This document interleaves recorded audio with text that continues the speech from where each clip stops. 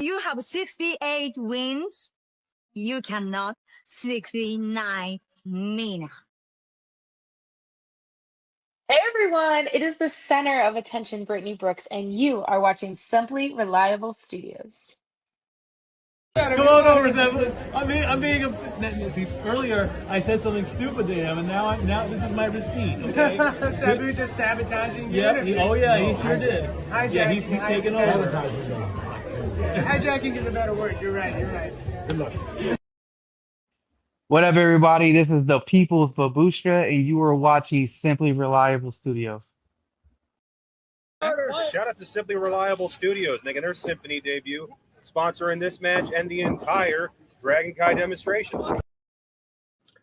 What's up, everybody? It is the hottest flame, the realest Hogan, the bionic baddie, Kiera Hogan, period, and you are watching Simply Reliable Studios. Say his name and he appears. I believe in Noah. I believe in Datula. The Meltzer of the multiverse. Who the fuck wants to compare themselves to another? How much of a mark do you have to be? You couldn't even pick a professional athlete. You went with a fucking journalist? Grow up, man. We just want to say thank you to Simply Reliable Studios for voting us as Tag Team of the Year. Of course. Because you know what they say, right? If you can't swim, You're bound to drown. Tonight, she is sponsored by Simply Reliable Studios from Orlando, Florida. She is everybody's favorite BFF, Izzy Marino. What is going on, everybody, and welcome to the weekly moderated insanity known as the Shenanigans here across the Simply Reliable Studios brand of channels. It is I, your moderator extraordinaire, the renegade of wrestling, JJ Williams, back in the host seat, joined by the Island of Misfit Toys, the simple man Noah Foster. Hello, everybody. Welcome back here once again to the Simply Reliable Studios. You know what this is? Brand cements and brands of voice that's for favorite fall-based professional wrestling. Damn it. So without further ado, let's go ahead and bring in the rest of the panel. First and foremost, my partner in love with the bed in AEW. We call the rest of the light and probably upset stomach mindset for some other stuff tonight. There's, of course, Mr. Reliable, Simply Reliable, and true original form, Walter Cruz. Ronda won in literally 17 fucking seconds. She tackled Gina. Gina fought a little bit. She turned to the side, got that arm bar, and she tapped. Literally 17 seconds in the first round. Well, at least I know I can last longer than Gina Carano. We've got one half of the Canadian connection and a man who just got done doing some hockey coverage with the Stat Boy. Nick is here. What is up, sir? Why were you guys talking about boobies for 45 minutes? Theme of the week, today's. She's yours, she's mine, she's our Canadian friend, Ash. That's actually elegant and not fake. Hello, Ash, how are you? Enough is enough. I've had it with these motherfucking AEW wrestlers winning my motherfucking New Japan title. Make sure you tune in every week because you never know who's going to drop in to join the Shenanigans. We do have the man who started it all. Jeff Meacham is with us. I'm impressed with what's going on at the JCW. I'm happy for Russo. I'm happy for Vito. I am a viewer, again, when I can get home and sit my ass down for a half hour, whatever it is, and enjoy that shit. Popping out before midnight virtually on this app. It is my cohort as fellow gamer and crazy wrestling watching aficionado, Charles Schultz, will also be joining me tonight in the fray as I welcome you into the Shenanigans once again at the end of this fine Saturday. I just want to keep seeing Mr. Guana show up every single time and just Polyaska. I'm still agreeing with JJ. We still need that freaking multi-person puppet match. A puppet is not a competitor! Sex dolls are competitors if you go to the right company. Teleporting in via the morphing grid, our very own Pink Ranger is here. Everybody. You know, I know the firing of Scott D'Amore is controversial, but I feel like he needed to go in order for TNA to grow. Don't get me wrong, we had some good stuff under Scott D'Amore, but the company was just stagnant. And, look how much they've grown. If this is what it took for her to acknowledge some of my NXT talent, then I'm here for it. Because we know she doesn't work Tuesdays. So the fact that she watches Thursdays and is still getting exposed to my talent, like, hey, something happened, right? She told me the other night that Trick-in A was some of the best stuff in TNA. Yeah, I actually really did like Trick-in A. I was completely shocked and blown away to discover it was Chad Gable under that mask. I had no idea. I would have never guessed it. I never saw it coming. This was just mind-numbing. This was like the reveal that Juan Cena was John Cena. I never in a million years would have guessed that Chad Gable was going to have that. Is Fleet ever going to lose that title? Well, everyone can be a dickhead, but how strong a dickhead are you is the real question. I have a pretty strong dick. I'll take your report. Good night, everybody. Hopefully no one else heard that. Cool.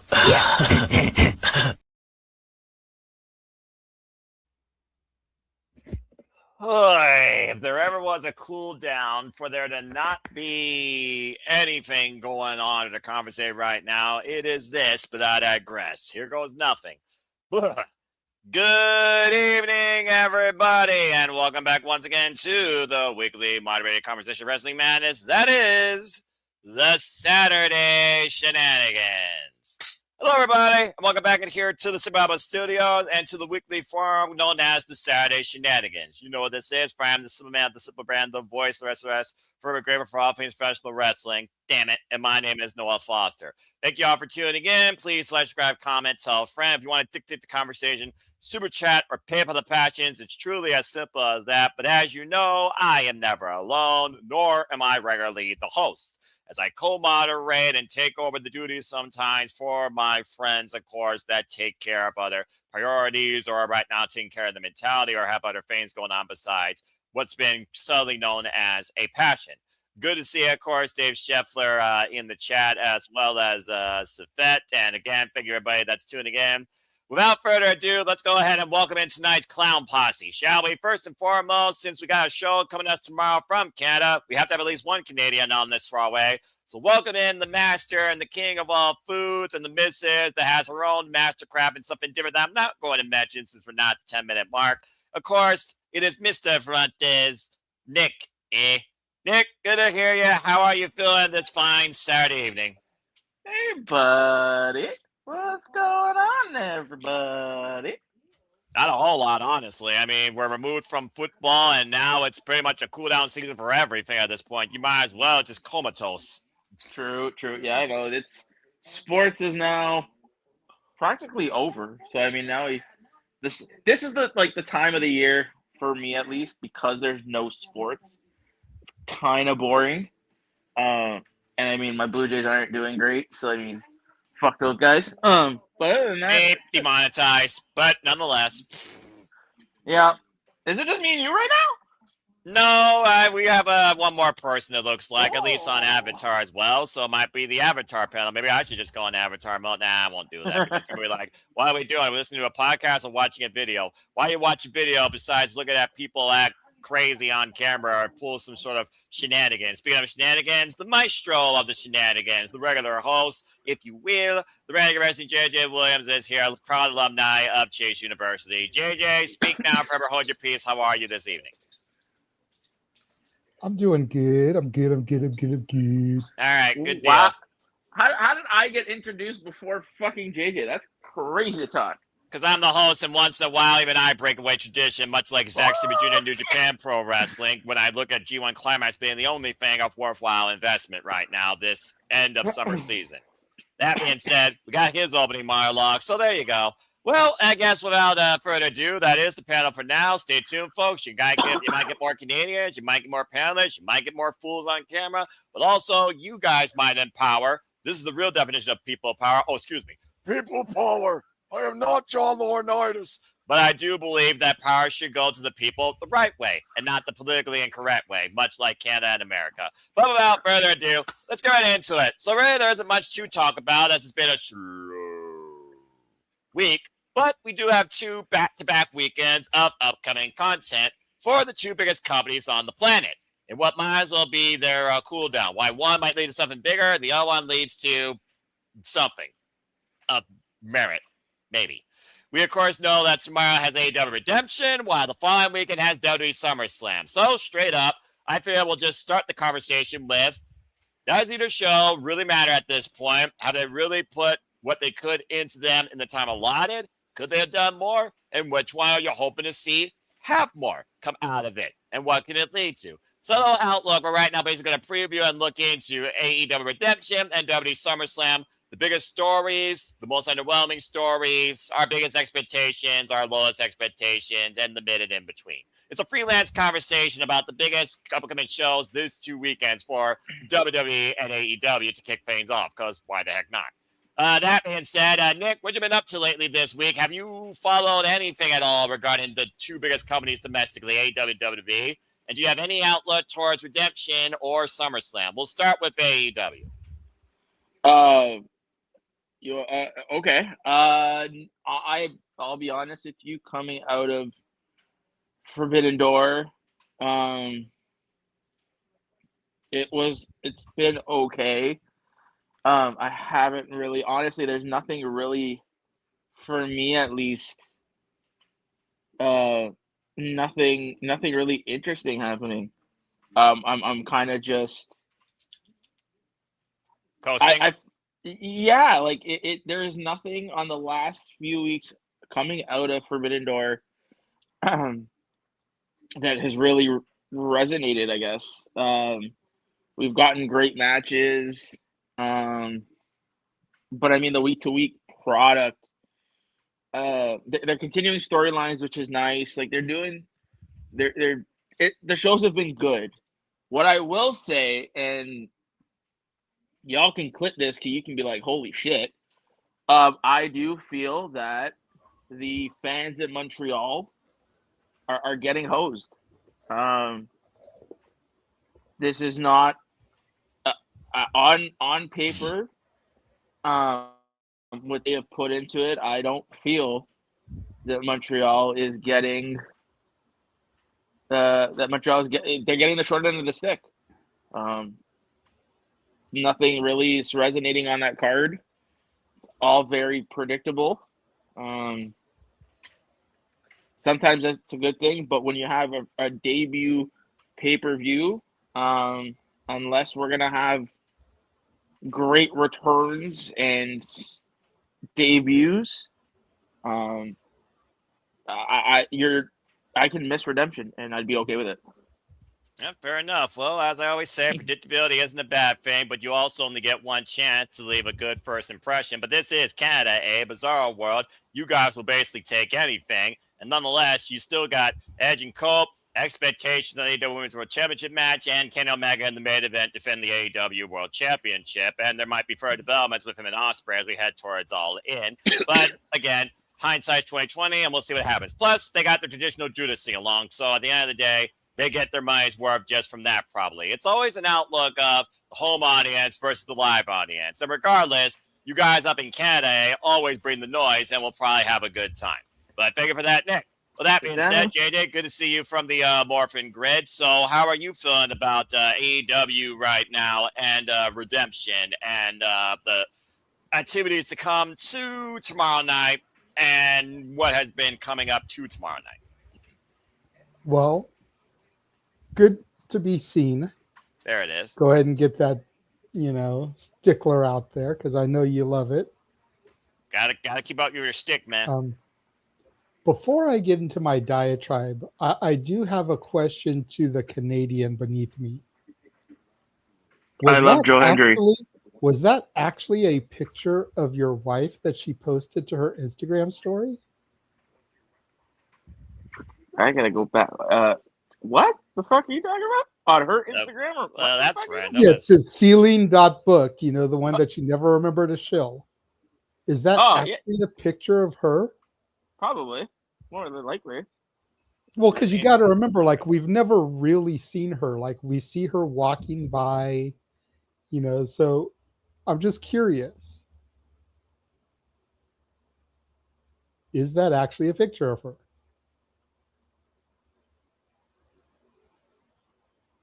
To Alice later. The missus. She That is her? That is the missus. All There you right. go. Nick, you did a hell of a good job. She is an attractive young woman, good sir. Congratulations. She's the greatest. She's the best. She's good. She's a good woman. She good woman. Well, behind But, every man is a better woman, but this isn't That is Chuck true. Woolery's love That is connection. true. So thanks for throwing this into a version of back. I just, like I said, we never get to see her, so I just wanted to make sure that was actually her, and if it was, I wanted to give her props. She's an attractive young woman. Way to go, Nick. But She is a good woman. getting back to Noah's question, we discussed this a little bit a couple nights ago on Simply Predicting, and to Nick's point, this is Grand Slam Montreal. Yeah. This doesn't feel like a pay-per-view. We talked about it, how so many of these matches could be either Dynamite or Collision matches. Mm-hmm. There is one match on this show that I actually give a damn about. And I only give a damn if it goes one way. If it goes the other way, I'm pissed. And I care not. That's just a fickle fan. No, it's just because of my investment in one of the two competitors. That's And still that's a fickleness in its own nature. and Willow. That's still a fickleness in its own nature, JJ. I disagree, but teach their own opinion.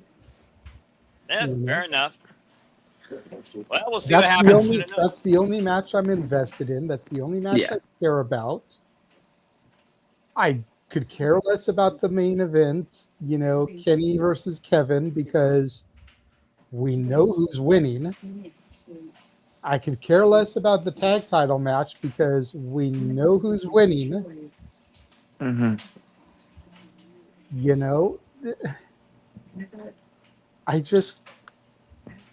I could care less about this show. Yeah. Well, there you go. I am curious about what's going to come out of this show as we start to build towards and fill in more of All In. Yeah. That does intrigue me. So much so that we've already made it official that this coming Wednesday, we will be doing a watch along of the Fallout Dynamite from Detroit, Michigan, because we all suspect that there will be a debut on that show. Keep your expectations at a mid if you know what's good for you, especially as somebody right here in the Midwest from Ohio. Just saying. Which, speaking of, I met a couple of people today, and it was a son who's going to be doing stuff in the military. He's on his way to Dayton. And I was like, oh, whereabouts in Ohio are you going to be? And they told me Dayton. I was like, I got a friend who lives in Toledo. Yeah. So, had a little bit of a moment there. But so you had your turn, Nick. Come on camera, raise your hand. Be a good little boy. No, my throat. That was my throat. All right, very good. But, Otherwise, I would have chastised you. Continue. I miss when AEW only had like 4 to 6 shows a year. And to that degree, and I know we'll get into WWE in a minute, I wish WWE would scale their shows back. We don't need shows every month.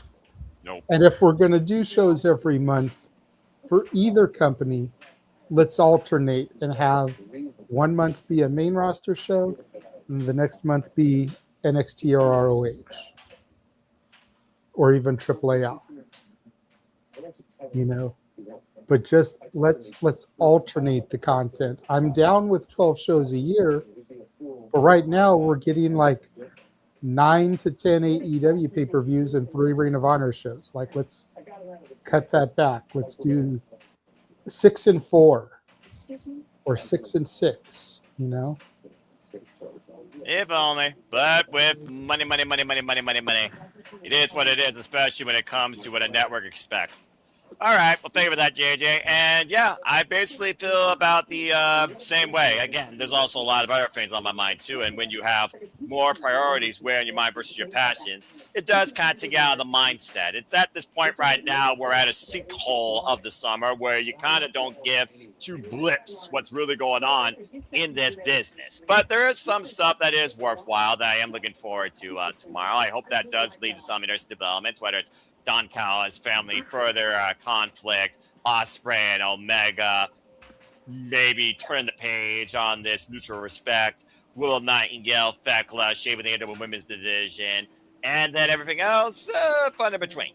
But it's also one of those things right now that regardless, the noise, the energy, the competition will be there. So at least I know I am going to get my money's worth and far less advertisements. As far as the other stuff, we'll talk about that in a moment. But it also goes down to, again, quantity and quality. And until we get something that sheds a similar formula of passion and unapologetic nature unrelated to its main partners, you're not going to get something as good as an NXT TakeOver this or any upcoming wrestling era from any company, period. That being said, Nick, I did see your hand. What you got to say real quick before we flip the channel to the Fed? So it seems, if we're being honest, I think for this show at least, while it's not good, and I'm not expecting anything to really, like JJ said, we're expecting the follow. We're expecting to see what happens after.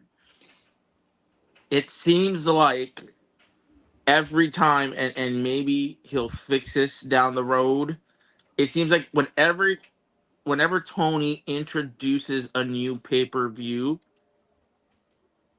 it's always like this. Like I don't remember him when Wrestle Dream, when he announced Wrestle Dream, I think it was the same thing that people were just like, what the fuck? Right? So I think when he introduces pay-per-views, it's always gonna be like this. Initial impression. Yeah, but even so, that initial impression you should do. Like I'm expecting,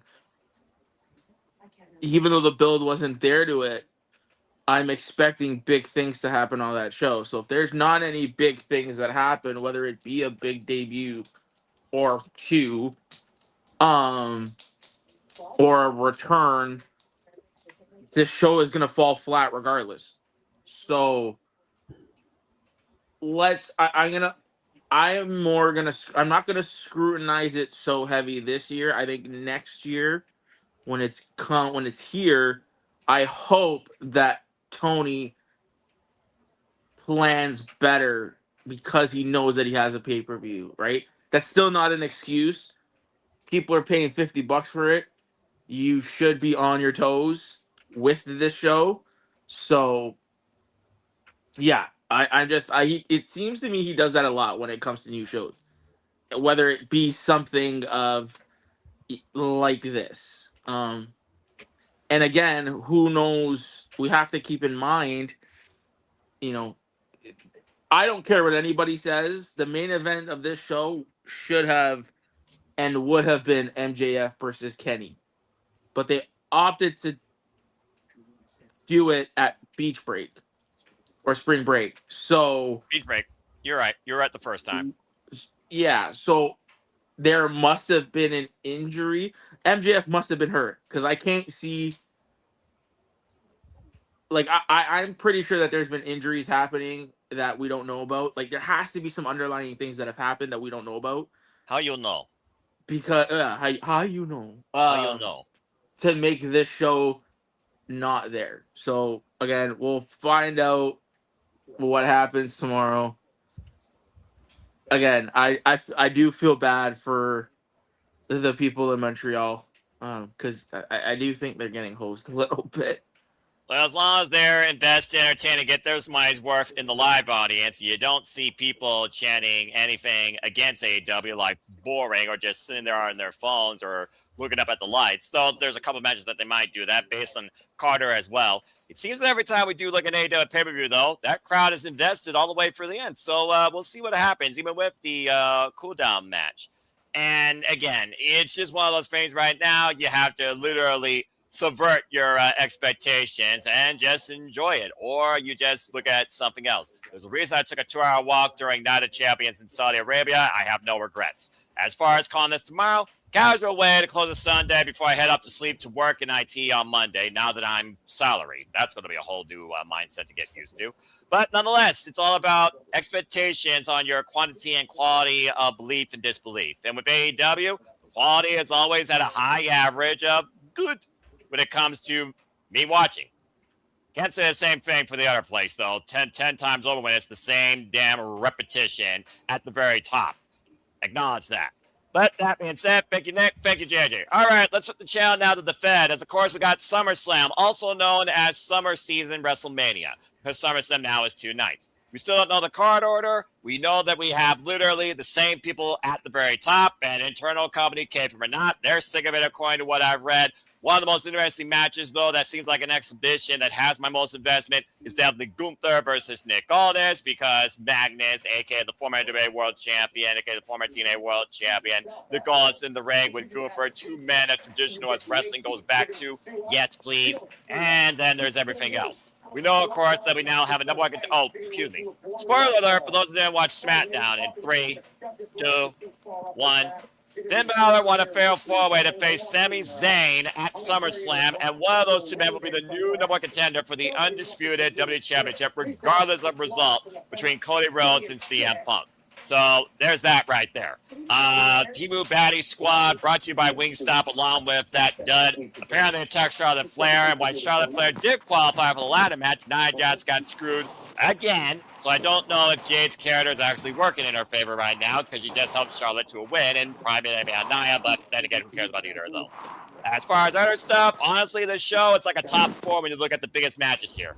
Liv Morgan versus Io Sky for the Women's World Heavyweight Championship. Cody Rhodes challenging CM Punk for the Undisputed WWE Championship. Roman Reigns defends the World Heavyweight Championship against Seth freaking Rollins. And Obafemi, who apparently I did learn and I did read, he did sacrifice the championship opportunity. He no longer has one. Obafemi will take on Brock Lesnar inside Hell in a Cell to conclude their trilogy. And then there's everything else, including crowning an interim WWE Women's Undisputed Championship in a ladder match. The only one that matters, that one right now, is Chelsea Green. That being said, have either of you kept up with any news updates, match updates, or any subvertive expectations for WrestleMania Summer? I mean SummerSlam. Of course, SummerSlam being 2 nights, maybe I might as well call it that. Will it be better than WrestleMania overall? Will it be just as mid as Night 1 and Night 2 was the pick-me-up? Or will it be more of the same last year, where last year, both Night 1 and Night 2 were kind of okay overall, both nights considering? Let's go around the horn and see what you all think about this. And Dave doesn't need a super chat about this unless he wants to. But hey, Dave, thank you, Bob, for your super chat earlier. Appreciate you being part of the conversation. And let your thoughts be known also in the chat as well. And again, if you want to dictate the conversation further, super chat or PayPal Passions is as simple as that. Yeah, Dave, what are your thoughts on SummerSlam WrestleMania? SummerSlam this year regarding what right now is booked and the fact we don't really have a match card for either night at this point. Is one night has the potential to be better than the other? Will they both be mid? Do you care about Roman and Seth and Cody and Punk, despite the fact we got 2 heels, 2 faces, dynamics in those matchups? Do you care about Brock Lesnar but Femi? Do you care about Chelsea Green becoming interim WWE Women's Undisputed Champion? Do you care about anything? Go ahead and speak. I care about this show more than I care about Redemption. Well, that's not a high bar. You know, Considering at least this doesn't look like a TV special. You sure about that? I'm 100% sure about it. Let's see how the cards are matched out. Continue. You know, I mean, because one might be a Monday Night Raw.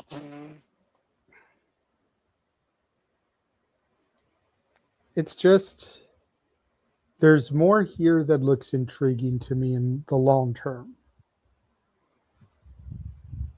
You know, and you know me, I'm a stickler for long-term storytelling. I'm a well aware. stickler for where things are going to go, you know, a month, 3 months, 6 months from now. Yeah, you're a Paul Heyman. I get it. And there looks like there will be more positive to come out of this than negative. That's optimistic.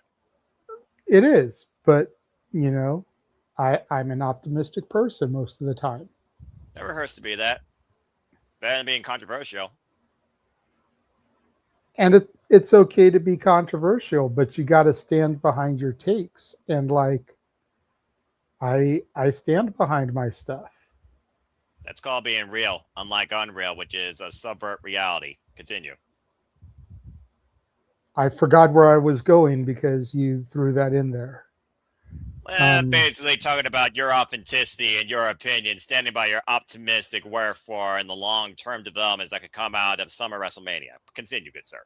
SummerSlam, right? Whatever. Well, let's keep the show what it is. You know, I could go on a rant, but I'm not going to because I'm getting real sick and damn tired of the 2-night trope. But continue. Honestly, so am I. I don't think the 2-night trope is needed either, but I'd rather have 2 nights as opposed to 15 matches in one night. So that just kind of is what it is. I'd rather be scattered out over 2 nights.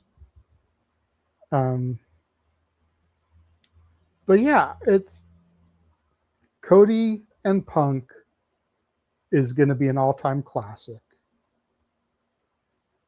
Seth and Roman, if it's the final chapter like it looks like it's going to be, is going to be a hell of an ending chapter. Brock and Oba, I really do think this is going to be Brock's finale in Minnesota. The dumbest thing they did was take away Oba's title shot, making King of the Ring irrelevant. But you've got too many masters you've got to serve at this level. And that's the biggest problem. And that's what the fans, the IWC, don't want to recognize. Is that it's not just serving one man or one higher up.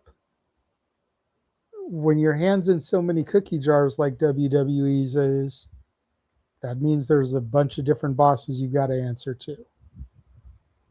And trying to book just becomes difficult.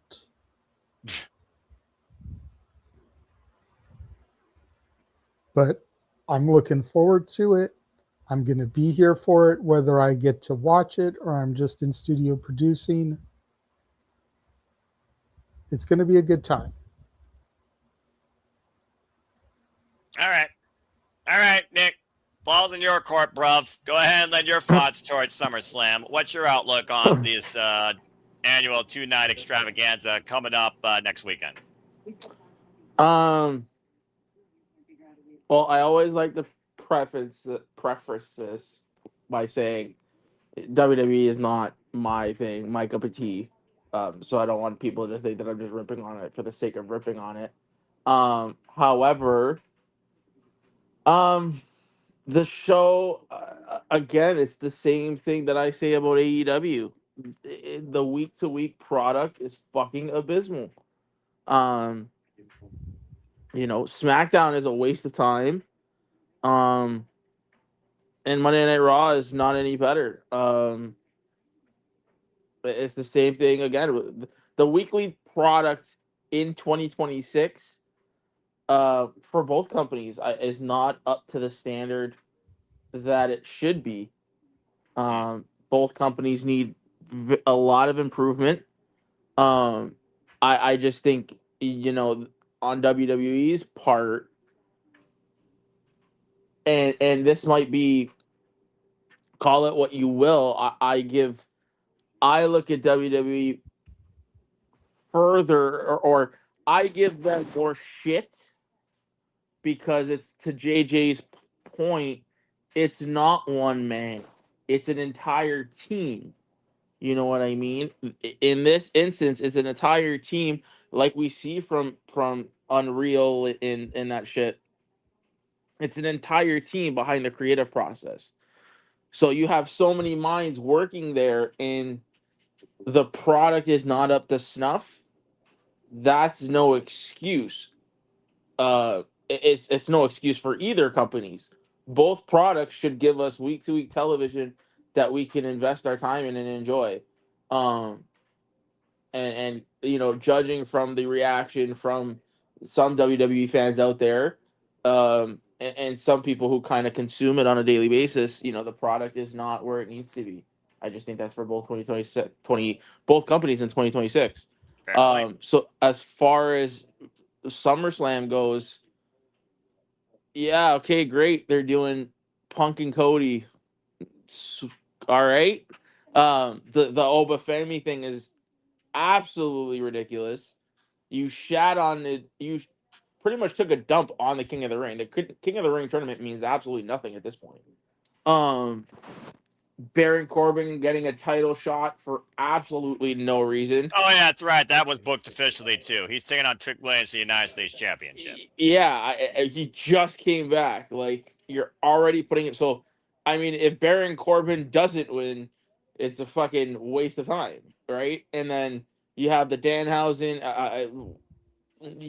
Dom match. It's just that company, I think, is appeasing to a different demographic, and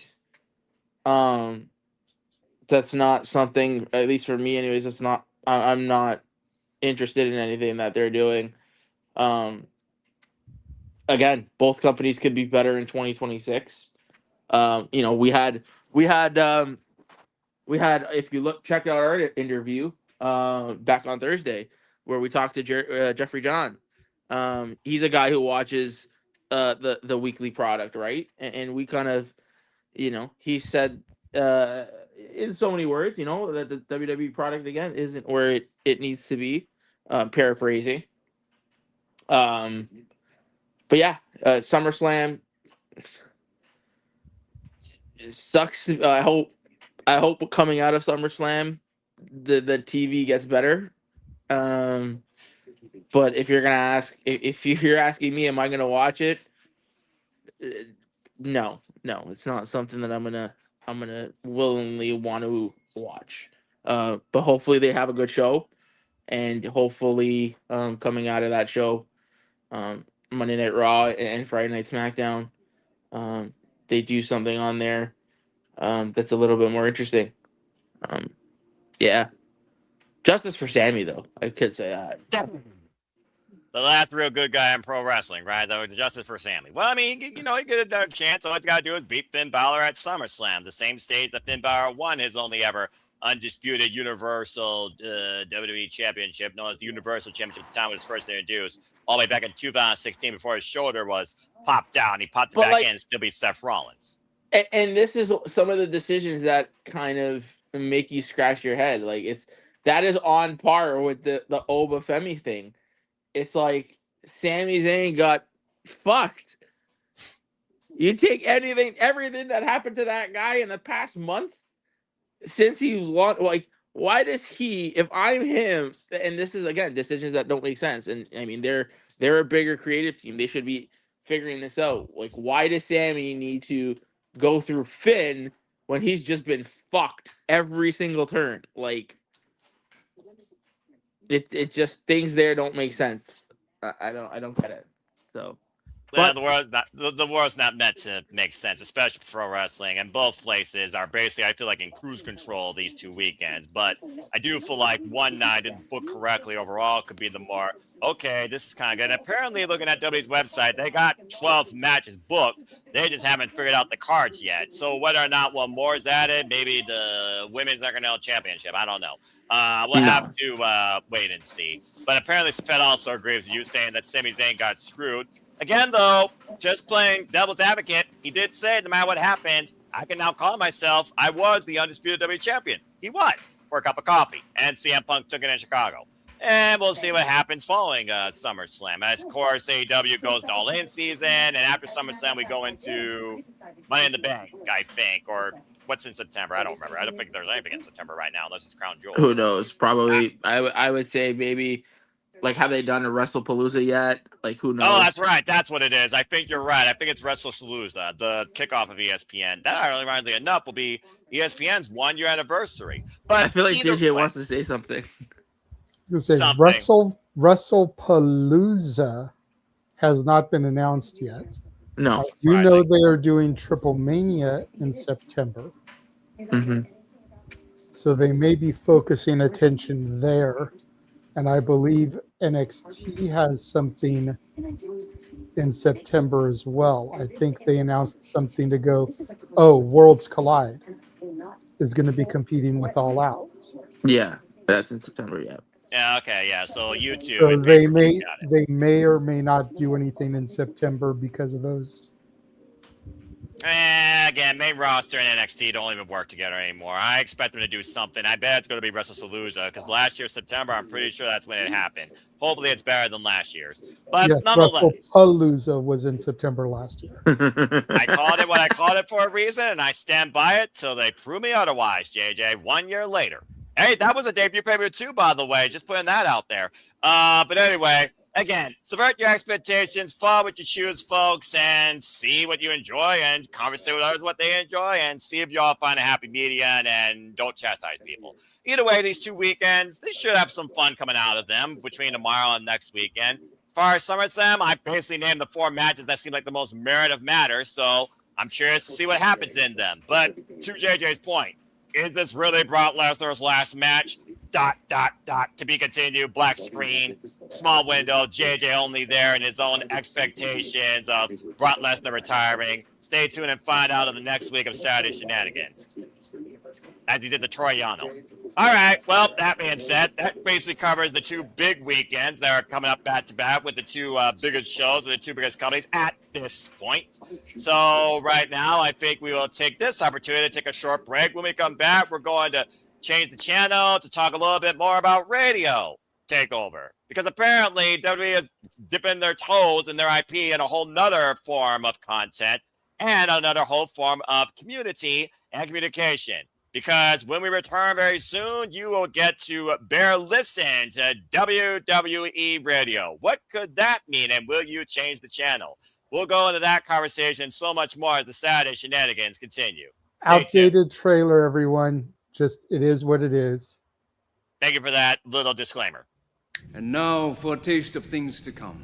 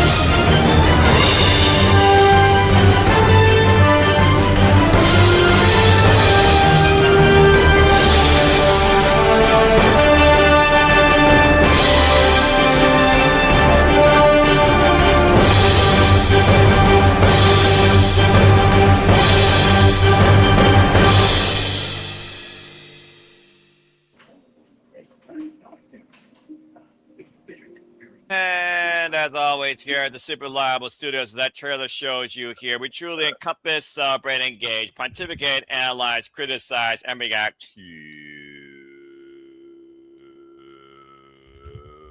all the wrestling. And welcome back in here once again to the Saturday Shenanigans. I am your host, impromptu for the evening, Noel Foster, with the Ranker Wrestling, JJ Williams, and one Canadian. Apparently, Nick has his hand up to say something real quick before we dive into our next topic. Nick, what's on your mind? So I just want to say, I know you said that trailer's outdated, but out of all that, you know what I say? Next week, you know what I'm more excited for next week? Out of everything that's going on next week? And what would that be? No Holds Barred 100. NHB 100. Shout out to the boys there at NHB. That card is, if you guys haven't seen it, sign up for ITV Wrestling. Check out No Holds Barred 100. Okay. Our boy Redacted is in that show. It's gonna be an absolute fucking banger, that card. Oh, I can't. Okay. So I'm gonna bust your balls. What? I'm gonna clip this. Yes. So you're telling me that out of everything we have going on this coming week and next weekend, No Holds Barred 100 is what you're looking most forward to? No. That's what you said. No. Is that what he said? That's literally what he said. No. So you are not looking forward to the return of the conduit of karma. Yes. Kaya McKenna. And the new Spark Pacific champion, might I add, beating Erica Demaya. Congratulations. And the new Pro Wrestling Symphony Women's Champion. World Champion. No. I said the weekend. That interview is happening on Thursday. So that's not the weekend, technically speaking. All right, I'm Mr. talking about Saturday and Sunday. Nice Saturday. way to reel it back in there. Very nice, very nice. Listen. I love the independent wrestling hype though, because that's truly where the business shines at its genesis. So mad respect. I just want like, for the people that are watching, shout out to NHB, shout out to those boys there. Just let me, if you indulge me, just listen to this card. You got Eric Ryan versus JWM. You have Dr. Redacted versus the Dmitry Alexandrov for the American Deathmatch title. You have Mance Warner versus Reed Bentley for the IWTV World Championship. You have Schlack versus Slade. You have a four-way with Hoodfoot versus Lowlife Louie versus Kaplan versus Casanova Valentine. And then you have this match, and I'm looking forward to. She is an absolute devil in the ring. Lucky 13 versus Angel Metro. Like, dude, NHB 100 is looking stacked. So that is, out of all the shows next weekend, on Friday, Saturday, NHB, I can't wait to watch that show. That's going to be fucking sick. All right. Shout out to those guys over there. And then we have that too. That's August 8th. That's the weekend after. And again, thank you so much, by the way, to Pro Wrestling Symphony in conjunction with other great professional wrestling promotions that are showcased in the town of now that could be the superstars of tomorrow, the next great wrestlers for the bigger companies of the future, including Kaya McKenna, who will be defending her Pro Wrestling Symphony Women's Championship at no remorse against Sigrid. And you will stay tuned for that and so much more, courtesy of Independent Wrestling TV. Subscribe today on WTV. That is Saturday, August 8th, 2026. Pro Wrestling 70, a proud partner here at the Super Reliable Studios. We're happy to support them. Yes, JJ, You know what you the guys best say? part is about these graphics going up and down like that? It separates me and you. No, it covers Nick. Well, yeah. You can't see me. Well, now we can, John Cena. Oh, there you go. But yes, if folks. you guys can though, if you guys are watching this live, clip it, send it to Mr. Danny D'Amato. Shout out to him. He's doing a great job with NHB. It's that card's looking really nice. So shout out to those guys. Can't wait to watch it. Very nice, very evil. All right, very good. There's no curse there, but karma is indeed Kaya McKenna. That being said, let's see if your ears will be cursed or blessed as WWE brings to you on Sirius XM WWE Radio. It was officially announced, and I do mean this, literally, JJ, officially announced on WWE.com, launching July 27th. Sirius XM and WWE have teamed up officially for WWE Radio.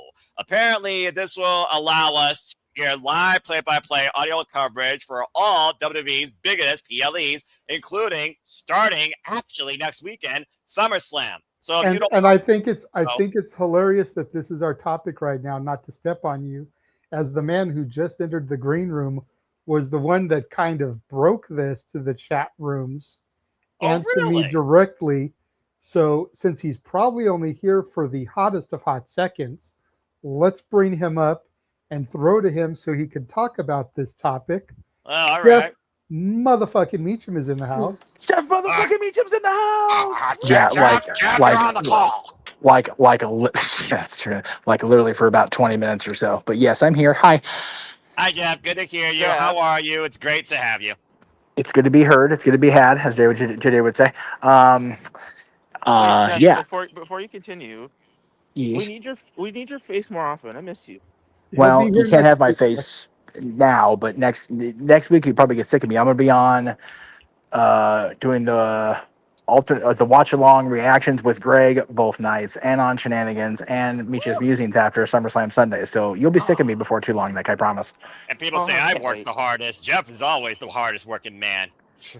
No, well, no. When it comes to the podcasting, no, you are the hardest of the hard workers. But JJ's seen my schedule between now and Saturday the 8th. I have a single day off from either where I'm at or with you guys. So, yeah, I'm a little busy for sure. Oh, fair enough. Well, that being said, WWE is always busy. Radio is what we're discussing right now.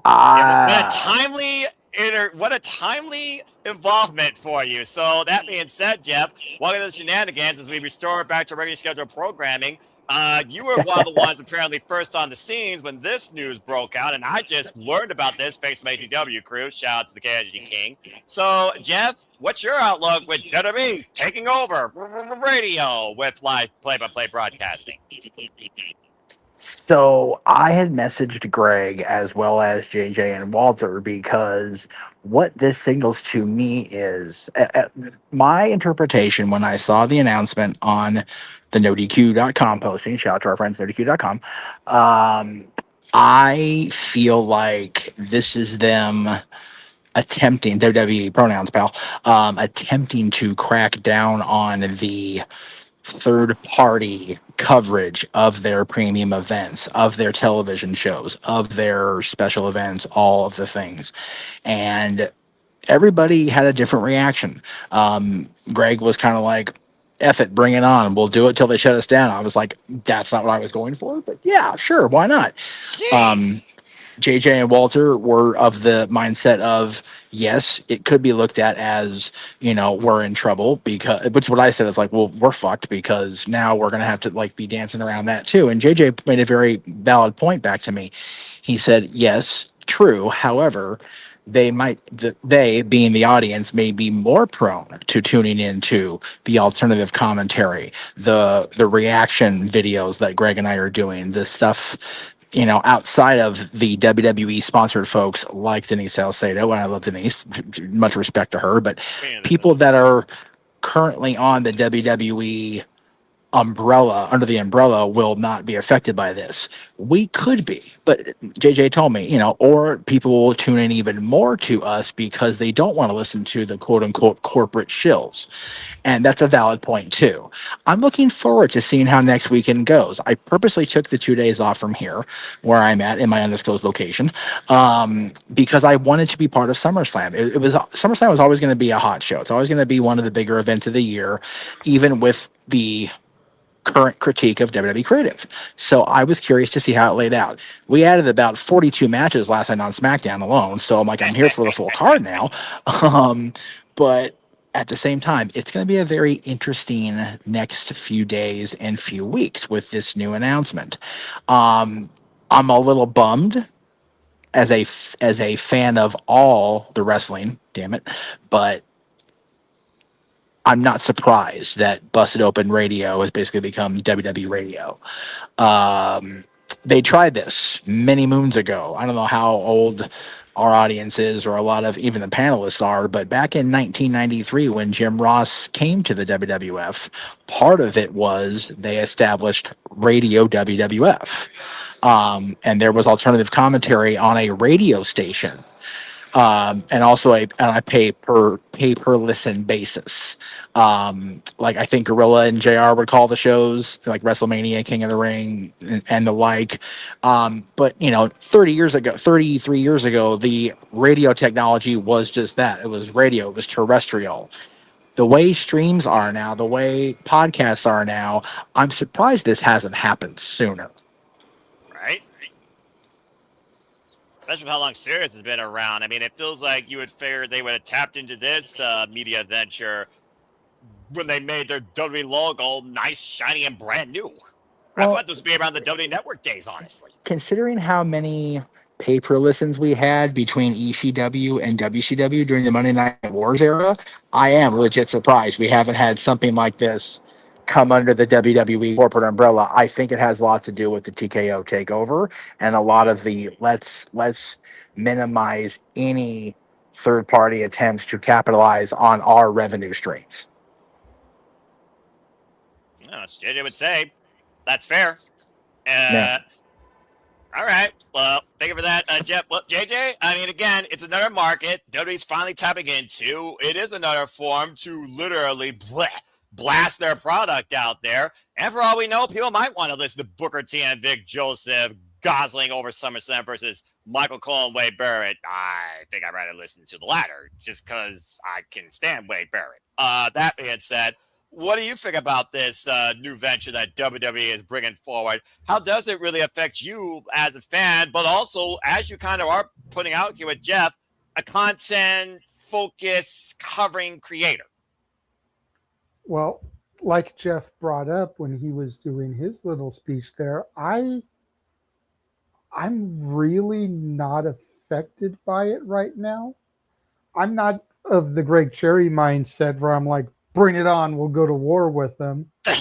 But like, I think the people it's going to affect more are the people that have more traffic to their streams.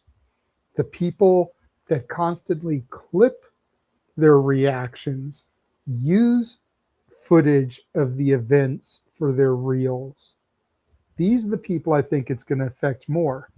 Your mini portables, your Wheezy Blondes, these type of people. We never do that. We show the graphic of the match that we're calling and talking about. We don't repurpose the footage into reels with the match footage at the same time. Right. If we do turn a funny moment spot into a clip, it's just us, what you're seeing on the screen right now. You're too short. We don't incorporate the footage. So I personally think we're going to be fine. The Greg Cherries of the world are going to be fine. And Safet kind of making my point in the chat, and you brought the comment up, I brought it up, I'll bring it up again. He'd rather listen to us than WWE radio because we're not corporate shills. Anybody that's tuned in, the 15 whatever watching us right now, watched me and you go back and forth when it came to WWE in the last segment. The way you could really give less than two fucks about it, butchering the name of the events purposely because you probably wouldn't piss on the logo if it was on fire. No. Whereas I'm over here more passionate about this product than I am the company across the street.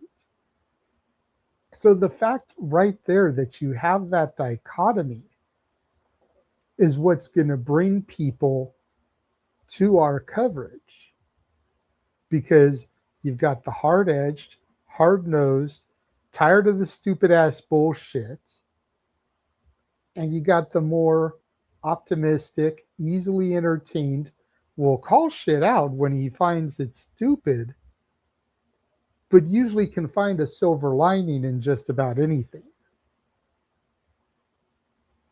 And we're not going to come off, whether it's me and you, whether it's you and Walter, whoever the pairing is, whether it's you and Jeff, aren't going to come off like, oh, well, they're just saying that because WWE is footing their bill, like WWE Radio, like Busted Open. And then they can tune in tomorrow and see you and Ash, or you and Walter, or you and Nick, or whoever the team is going to be, talking up AEW. And Nick with his issues with the current TV product. It doesn't make sense.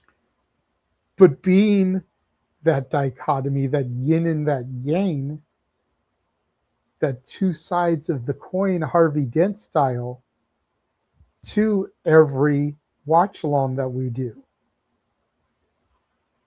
So I don't think it's going to affect us. Like I said, I think the people it's going to affect are the Wheezy Blondes, the mini portables. People like that have thousands of people that watch their watch alongs. You know, that click on their reels and see them reacting to the part of the match on their shorts. That's who I think it's going to affect. I'm here for it, though. You know, personally,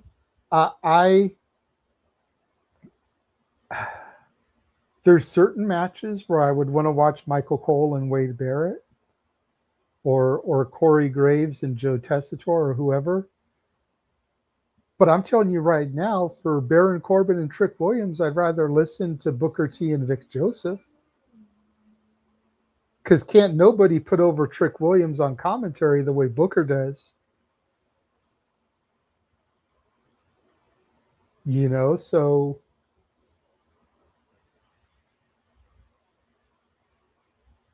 just saying.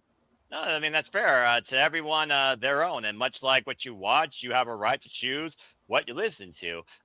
For me, and we appreciate that, Safet. You know, yeah. We give you a hard time all the time because you never super chat or donate, but we do appreciate the fact that we entertain you. And, you know, like I've said before, I understand you don't have a credit card, but go buy a Visa gift card. You can use that to super chat. I mean, that's fair. Use human monies to buy that. Human monies. And then you can use that gift card to super chat and donate to us if you don't have a credit card. Hey, Danhausen, I watched Danhausen try to buy CM Punk's championship for 300 human monies. JJ, you know who else has human monies? I do. Look, see? I got human monies. Human monies! No. There's somebody it's else. It's a beautiful thing to have human monies. I roll in plastic, but that's a different conversation. What is it, Nick? I have plastic too, but you know, sometimes you want to keep a little bit of cash. Uber has this thing now where passengers can pay cash for the ride. Oh, that's nice. Which means that you end up usually getting a little bit more because I tell people I don't have change. More often than not, I don't. So, you know, if the ride is $12, they give you 15. If it's $17, they give you 20, you know? I get it. I get it. Anyway, Nick, go ahead. Finish your thought. Yes. Well, my thought was there's only one person I know other than Danhausen who has human monies. And me and JJ both know this person. Who would that be? Well, it'd be the one person we all know. You know, you say his name and he appears. It has to be Joe Hendry. I thought he.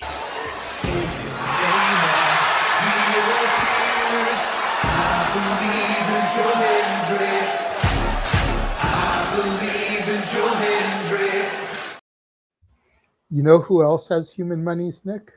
Chase U? Well, yes, they do. No, they don't. They're dead. But you know who else has human monies, Nick? No. Who? Pro Wrestling Symphony, because they've gotten at least 300 human monies from us. Oh, sponsoring matches and shit.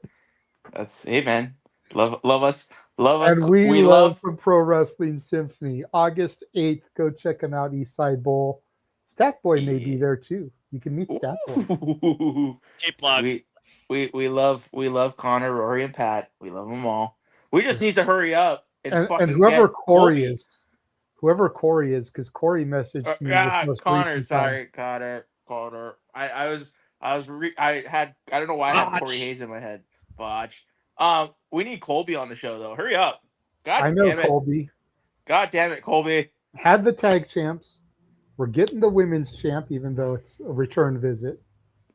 Need to get their main man. Need to get Colby. You need to get the world But champ. anyways. Yes. That was a cheap plug. No, I'm curious to know your thoughts on this though, Noah, and then we'll go to Nick to finish it out. Since you are the lead voice of this brand, I'm curious to know your thoughts on WWE radio, and do you think it'll affect us, or do you think I'm kind of onto something here and we'll be virtually unfazed? And hell, we may see an uptick because people like Safet may come over to watch us because we're not corporate shills. All right. First off, I can't tell you how many times. We love you, Ash. We'll see you when you get here. Get home safe. Yeah, seriously, focus priorities, all right? Your safety is number one priority. That being said, this is not number one priority for me. But I will say this. I can't tell you how many times between family, you yahoos, and every Lyft and Uber driver I'm with or anybody I've communicated with think that I should be in radio or should be freaking public speaking. That being said, I'm just the voice that just has his own outlook on all things in life, and apparently people listen to it. For me, I think you're on point. I don't think it affects us because at the end of the day, radio is its own market of communication. This is just a dedicated market for WWE content that you listen to already on a regular basis, whether Spotify, you watch the actual video and subtle body movement on YouTube. It's literally all their podcast forums basically on this channel with Stephanie McMahon and Cody Rhodes and Undertaker and not Sam and the other bald idiot and some other stuff. I don't think it's going to affect us at all because at the end of the day, we're our own outlet and we're not corporately invested by anybody. We are individually invested ourselves into our outlook on this business for everybody for the cost of nothing. Donations are encouraged, hence in point, Superchatted, PayPal, simple as that, to further enhance conversation or to further engage our audience. That's what we're all about here. It's a free form platform for us to engage as a positive, open-minded, authentic, 100% unscripted, unapologetic outlook on everybody in this wrestling business with the biggest of opinions across our entire internet family. F the original name of whatever you call the dadgum community as a whole because it is toxic more than Britney Spears was during her last prenup. Damn it. And I said what I said. But nonetheless, we are our own individual entity that is getting a grasp on the wrestling business, standing up for the small players, the little guys, the individuals that just wanted a forum where they knew that they were going to get something different, something raw, something original, something with real straight talk. I don't think it affects us at all. At the end of the day, the only one it affects right now is those that might be trying to get involved in radio to cover WWE content or want to put their voice out there on a freelance radio platform for WWE content, and now WWE's like, pay us or you can't. Oh, you're not under our umbrella, you can't. Now, whether or not to start a new program for the next great podcasters or radio correspondents, because at some point you got to figure out who the hell's going to replace Michael Cole. I don't think that's going to affect us either. I don't see that happening. And no, as much as you all say, get this man a contract. I don't need to work for any company. I work for a multi-billion-dollar nonprofit in IT, and I am very, very happy. Thank you. So no, I don't think it affects us at all. At the end of the day, if it does allow more people to engage in what the frick this crazy world of professional wrestling is, even under the realm of sports entertainment, by just their ears versus their vision, then I'm all for it because I hope for nothing more with anything that is out there adding to the wrestling forums that brings more fans to the product, but they also learn there's more than one company. Unaffected. That being said, you got my opinion. Now let's go down and get the voice of the Canadian. Nick, do you all even have Sirius XM actually up there? Because I know Canada's different with all their sports networks and everything. I imagine Sirius XM is universally accessible like Netflix across like radio because it's an app. But what are your thoughts on W Radio? How does this affect the Canadian radio waves? It doesn't affect the Canadian radio waves at all. I mean, we Good on have you.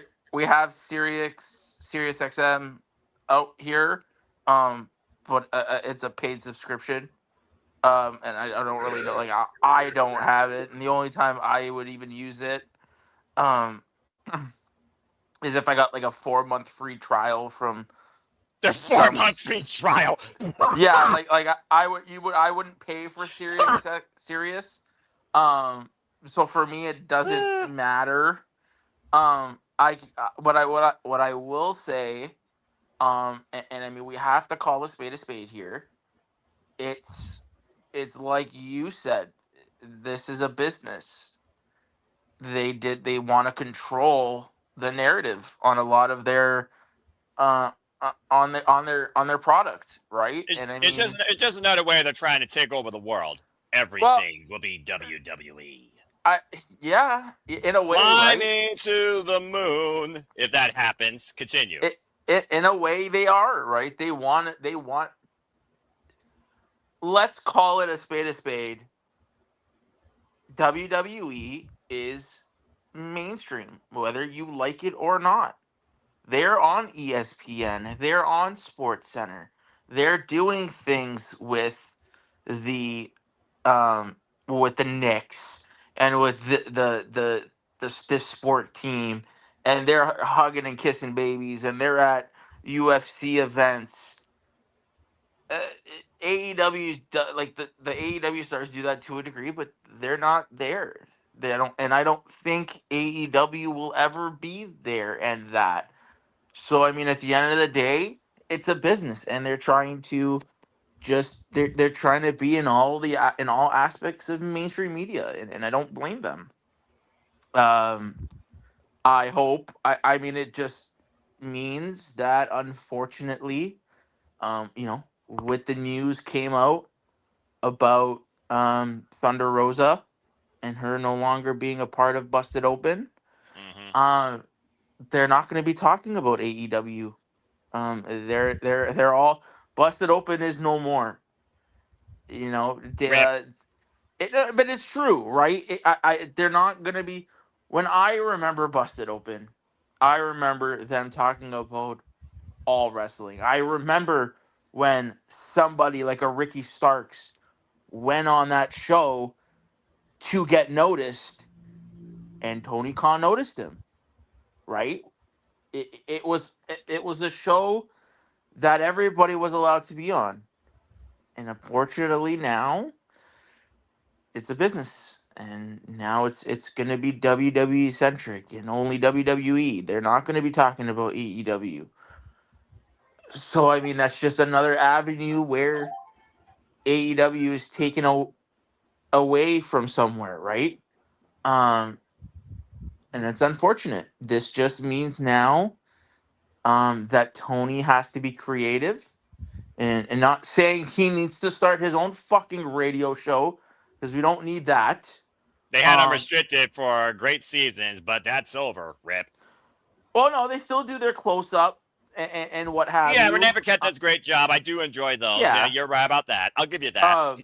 But I'm saying, to put their name in the mainstream media, it's just gotten harder for them, and they're gonna have to figure out how to do that. But at the end of the day, WWE is a business, and they're making business moves, and you can't hate them. You can't hate them for it. You can be upset at the decision of it, because that was, at the end of the day, that was a decision that was a Dave LaGreca decision.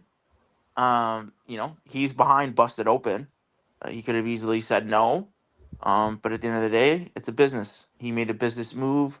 They've all made business moves, and hopefully, they're not gonna. I don't see them being. And people's worries about this was that Dave and that show and that channel are just not going to be authentic anymore.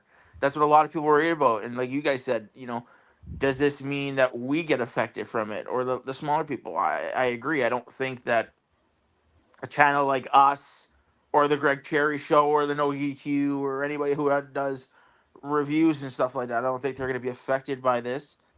I really don't think anybody's going to be affected by like the content creators in that aspect. I don't think any of them are going to get affected because again, WWE wants it to be in the minds and in the mouths of people. So I mean, the more eyes that they get on their product, the better. So I don't see them worrying about this. But yeah, just in a roundabout way, it's fucking business. Good on them.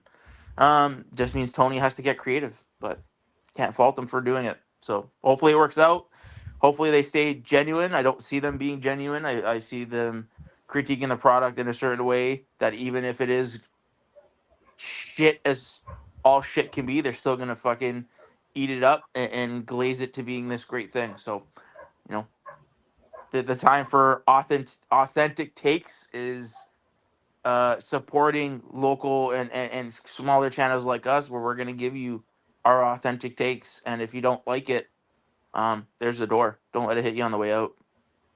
Yeah, but I'll close it kindly on your ass, because that is kind of the goodness that's left in me, despite the fact how much you all have influenced me in certain ways that I don't know whether I ever needed. But also, with that being said, there's a reason why we no longer get the articles in ESPN from that critic that gave WrestleLoser the grade that he did. But nonetheless, Andreas Hill. I don't know if you guys. Well, speaking of him, I don't know if you knew, but he actually got laid off from ESPN.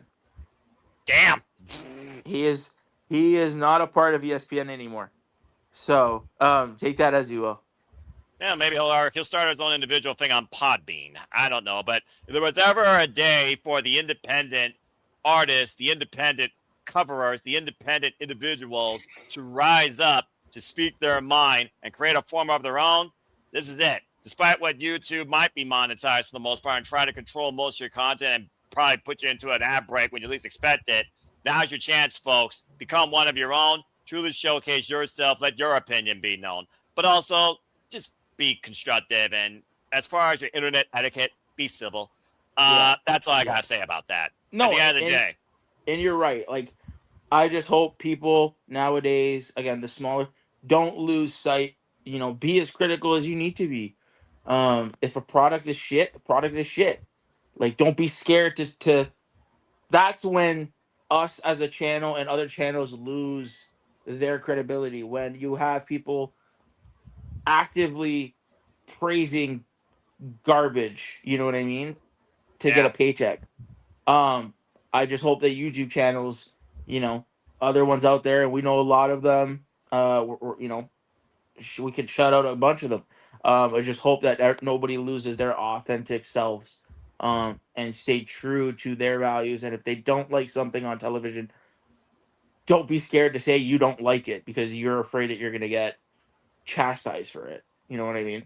Like, exactly. And also, you also don't have to be the loudest person in the room to be the smartest. Sometimes you're the dumbest. But that being said, thank you, Nick. And thank you, JJ. And thank you, by the way, real quick, to Jeff motherfucking Meacham. As always, appreciate him, the pioneer that really has led forward on the world of internet wrestling podcasting outside a name that people know in California. That's a historian. All right. Well, we'll take a quick break here. And when we come back, it's open mic night. The crowd will get to dictate the conversation, because that's all I had. Unless JJ and Nick has anything else in their minds. So when we return, as the shenanigans continue, get your brains flowing, because we let you lead the conversation as the Saturday shenanigans continue. Stay tuned. And now for a taste of things to come.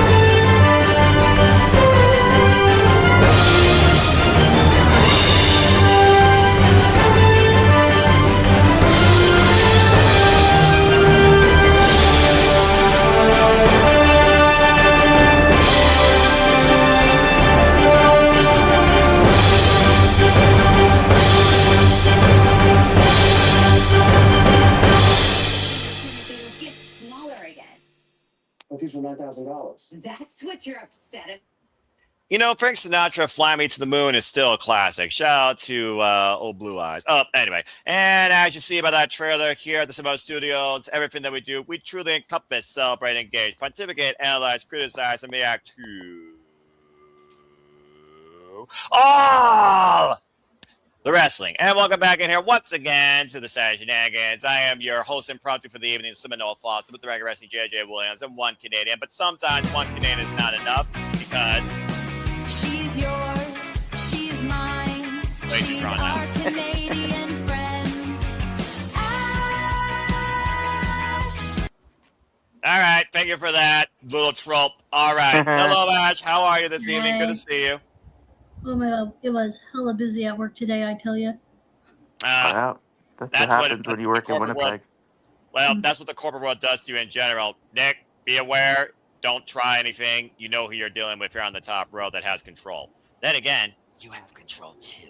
That being said, Ash, good to see you though. As always, I always like to encourage pros with passions. You gotta work an honest living to make an honest living, and whether you're salary or hourly, you just do your best with that greater opportunity. So, more power to you. That being said, we just got done talking about WWE radio and how it affects, of course, podcasters, but also could lead to the rise of independent communicators now, for all we know, or creators. So we'll see whether or not people take the chance, you know, flight or flight, you know how that goes. But that being said, pretty much we have reached the point now where it's an open forum, it's open conversation, it's open mic night, and as long as the chat doesn't really pose anything or super chat regarding something really critical here, it's just freelance. As again, I also want to thank people, by the way, who's been tuning in exclusively at Batty for Wrestling, subscribe today, and Cements Brand, as we've been rebooting what used to be called the Simple Session to our own Batty freelance conversation on about wrestling and anything. On the last episode, Ash, of course, played Name That Tune, did pretty well, knowing her video game knowledge. And stay tuned on the next episode where I will be the player on that and she will be the game meister. And we will see whether or not I am redeemed or I am embarrassed. Damn it. That being said, again, stay tuned for our coverage. You know colors. Bloody hell. Stay tuned again. We will be covering Redemption Live, and stay tuned for me and Papa Gino breaking it down on Predictions League Breakdown Monday night, 6 p.m. Eastern Standard Time, as we head into SummerSlam week. Further announcements to come exclusively at the Cements Brand in conjunction with Civil Apple Studios and No DQ as they had a No DQ. All right, well, everybody, we reached pretty much a point now where, again, not a whole lot has happened this week, but I do feel like that we can always draw something forward when it comes to our outlook, our taste, our insight or excite or lack thereof with hype when it comes to professional wrestling. So, Ash, first and foremost, I'm going to put you on the spot. Anything on your mind regarding wrestling? Did you look at Zack Sabre Jr. versus Kyle Newman or Uya Mariette from the G1 Climax? Have you looked into the Knockout Television Championship? Have you looked into anything since we last chat? Nope. Good girl. I watched SmackDown though, and that was it. Have you looked into your mailbox to get your shirt? Oh, you mean like this shirt I'm wearing right now? Ta-da! And Looks you can good get on that ya. today at the Super Live Studios shop. Buy a shirt. Buy all the shirts. Buy all the shirts today. Do it. That's Do it right. now. Link in the description. You make sure of that, by the way, because I don't know if it's in the description by default. You need to update the default. I think I watched like a little bit of SmackDown, and that was it. Okay, fair enough. Well, SmackDown is kind of forgettable, as we kind of discussed earlier. When it comes to two main shows, Raw does seem to be the one that people more so remember, despite the fact there was no women on it, but all the exclusive segments were apparently on YouTube. Because they promoted it on SmackDown. There was no room for women on Raw, but there was plenty of it on SmackDown. Yeah, I'll give you that. Maybe the glamour. Blake Monroe will actually do something that will show me how sinister and glamorous she is. But stay tuned. We'll see more about that. Okay, fair enough. I'm loving the heavy focus on Fatal Influence. I cannot wait until JC Jane becomes U.S. champion.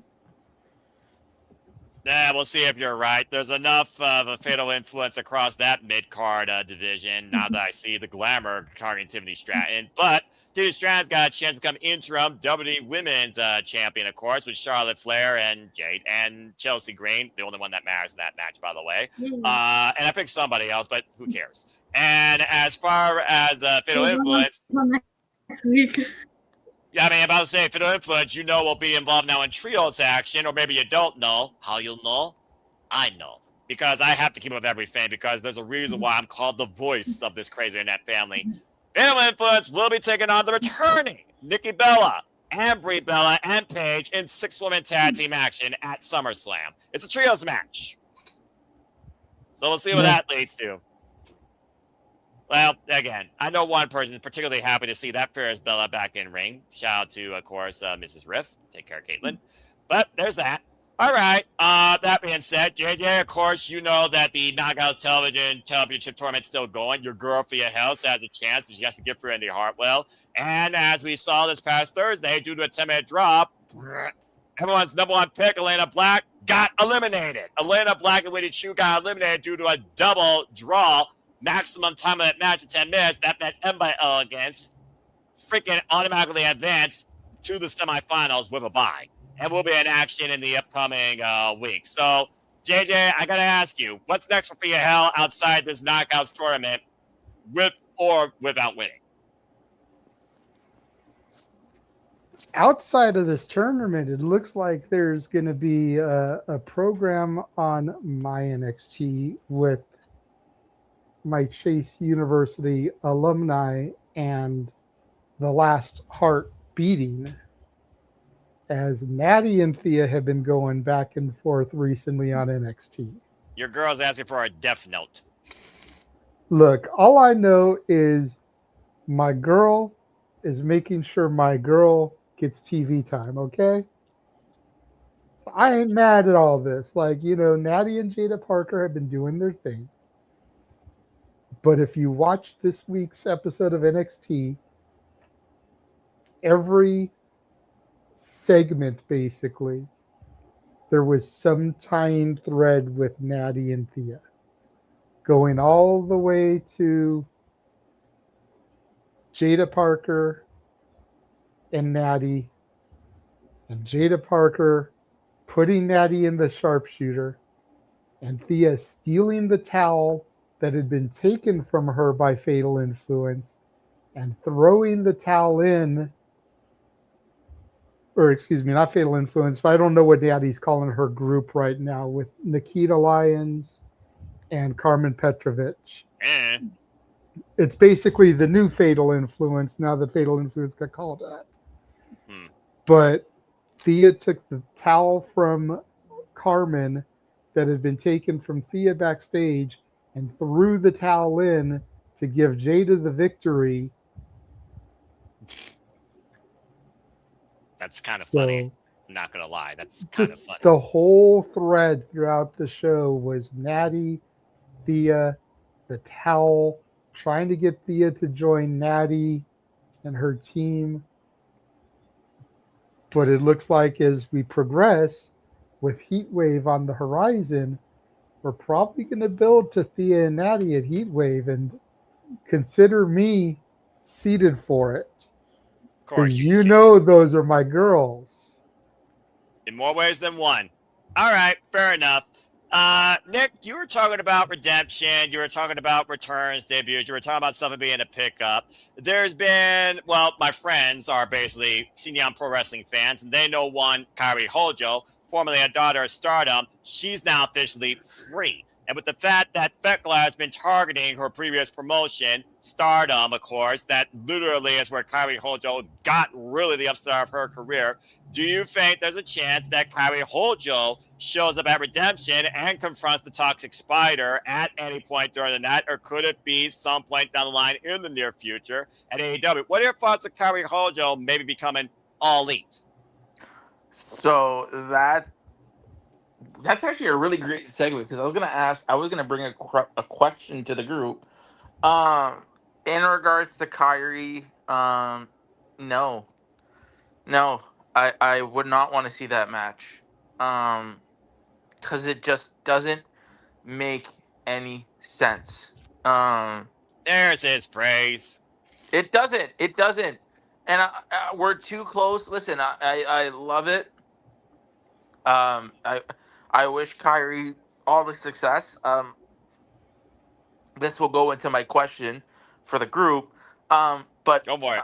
I'm sorry, we're too close to All In to bring in to start new feuds and stuff. I think Tekla unfortunately is gonna fall at Redemption. I see. And I do believe that Willow is walking into Redemption as the world champion. Now, what Tekla does, there's only really one, for me at least. There's one person that makes sense, and it's not Kyrie. And I don't know what her status is. But yeah, so we'll kind of go into that when we get to it. I'll let JJ kind of ask his question. All right, fair enough. JJ, what you got a hand up for real quick? How is it a new story, though, Nick, or a new feud when Thekla's whole thing has been going after Stardom? Ding, ding. And Kyrie, granted, she's transplanting in from WWE, but before Kyrie was in WWE, she made her name in Stardom, like Noah said. So if Kyrie gets involved and costs Thekla the match as revenge for Stardom, how is that a new feud when that's been part of the whole thing with Thekla for a minute? Especially if that feud happens more often, or excuse me, happens more in Stardom directly, the company that Thekkla's been attacking, why she's only been attacking them while competing against their talent in AEW. I'd be fine seeing Kyrie Hojo versus Thekla in a Wonder World Star ring after the 5-star Grand Prix. And for those that don't know, we know that at least one third of the Triangle Madness will be constantly involved in there because Julia Hart's in the 5-star Grand Prix taking Bea Priestley's spot. So I would, the reason why I don't, so to answer JJ's question, I'd be more inclined to it if Kyrie was in Stardom and doing stuff in Stardom while, like, I get it, she was Stardom before WWE. I'm saying I don't want her to be an AEW superstar. I don't want Tony to sign her. I'd rather her go to Stardom and be a Stardom star and come over. Yeah, I don't want her to be like, I love her. She's probably great. I don't need Tony to sign her. Because I think there's other people that he needs to sign first. But I don't want her. I rather her go to Stardom, be in Stardom a little bit. I feel like having her introduced in this, it would just be forced. I'm sure they can give us a good build. I want to know, because we haven't heard. Usually when this happens, when we don't hear anything on television about somebody, they're close to a return. We still don't know, and again, we're not here to speculate. No. We are. Well, we are. are. I mean, we can. That's conversation. We're a fans podcast, and we're in an open mic forum right now. Speculation is definitely part of the conversation at times. Maybe sometimes too much, but in this case, I'll allow it. let's speculate. The last time, there's only one person I can see Tekla facing at All In to make it an All In match. And what would that be? Tony Storm. Where is Tony? What has happened to Tony? She got bloody murdered. Exactly. So I mean. And Mina's given up on looking for the victim or the murderer, because I still think Mina did it. Like, we have to wrap this. Like, we don't know. It's never been reported. Suspension of disbelief. It's ongoing mystery. You're right. The mysteries do go cold sometimes. So I wonder, like I can see if my thing is with this, and granted, if we get Kyrie versus Tekla at Wembley, I feel it'd be a downgrade. I feel like she would have been. I feel like she should have walked into Wembley as champion. I'm not convinced. I wish I was on the Simply Predicting on Thursday because I would have said the same thing. I'm I not imagine you would convinced. have. I'm not convinced Tekla's walking in as champion. I'm more on the end of Willow winning it, and it'd be Willow and Mercedes at All In.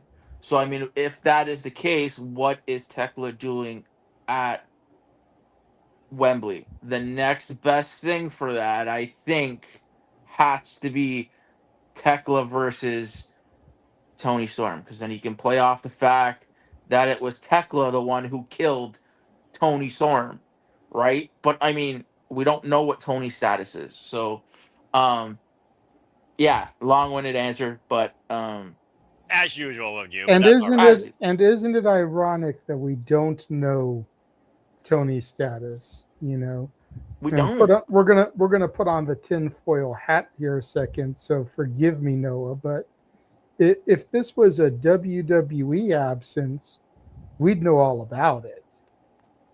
Oh but yeah. certain journalists are keeping mum when it comes to AEW. But you know, we're not going to just call that out. Like I would love to know. Like we don't know. I don't think I've seen Sean Ross Sapp report it. We can report. And again, this is not. And we damn sure haven't heard anything from the North Cal Here we person go. who still hasn't rated Mercedes versus Maya World. Here we go. He's rated everything else. He's rated matches from Dynamite this week, but he still can't fucking rate that match. Yeah, I don't know. I don't know what's going on with that. I don't like. Let's saying, speculate. Tinfoil hat, but you know. I mean, conspiracy theories abound. Tinfoil hats on galore. Flying saucers up in the Where's air. Cliff even throw when we need him? Flexing his muscles in a boa scarf somewhere. Not on Saturday Night's Main Event. But anyway. It's just it's amazing to me. It's amazing how we can report that Tay Mello wanted her release. We can report about fucking. We can have a 48-hour fucking neighborhood watch on Sammy Guevara's Twitter profile. We can have news on anything. Top 5 answers on the board. Name something you hear more of besides Tony Storm's whereabouts. Good grief, Nick. But like that's where is Tony? Stop him when he's telling lies. Where is Tony? Well, if you follow all that, he's not lying. But I'm not on social media. And I feel bad. And I feel bad for Tekla. If Tekla's not walking in All In as champion, the next biggest match that she can do is Tekla versus Tony. Mind you, she'd probably be on the losing end of that because, I mean, Tony's not going to come back and lose. Bloody hell, she's not, especially when she's going to probably be more noir than ever with her character. I'm just waiting to see what sort of cinematic introduction we get in full color or monochrome. Yeah, so it's yes, there's a lot of things that are really It's going to look like this, or it's going to look like this. I love to see, and it's unfortunate. Tekla had a great run. I wish she would go in as a champion, but I don't think that's gonna happen. Yeah. So to kind of switch gears a little bit, sorry, I wanted to ask you guys. So full gear. No, well, we know that's official now, of course. In November, it will be in Phoenix, Arizona. But anyway, continue, Nick. I love it how they haven't. I love it how they can announce Full Gear, but they haven't announced Wrestle Dream.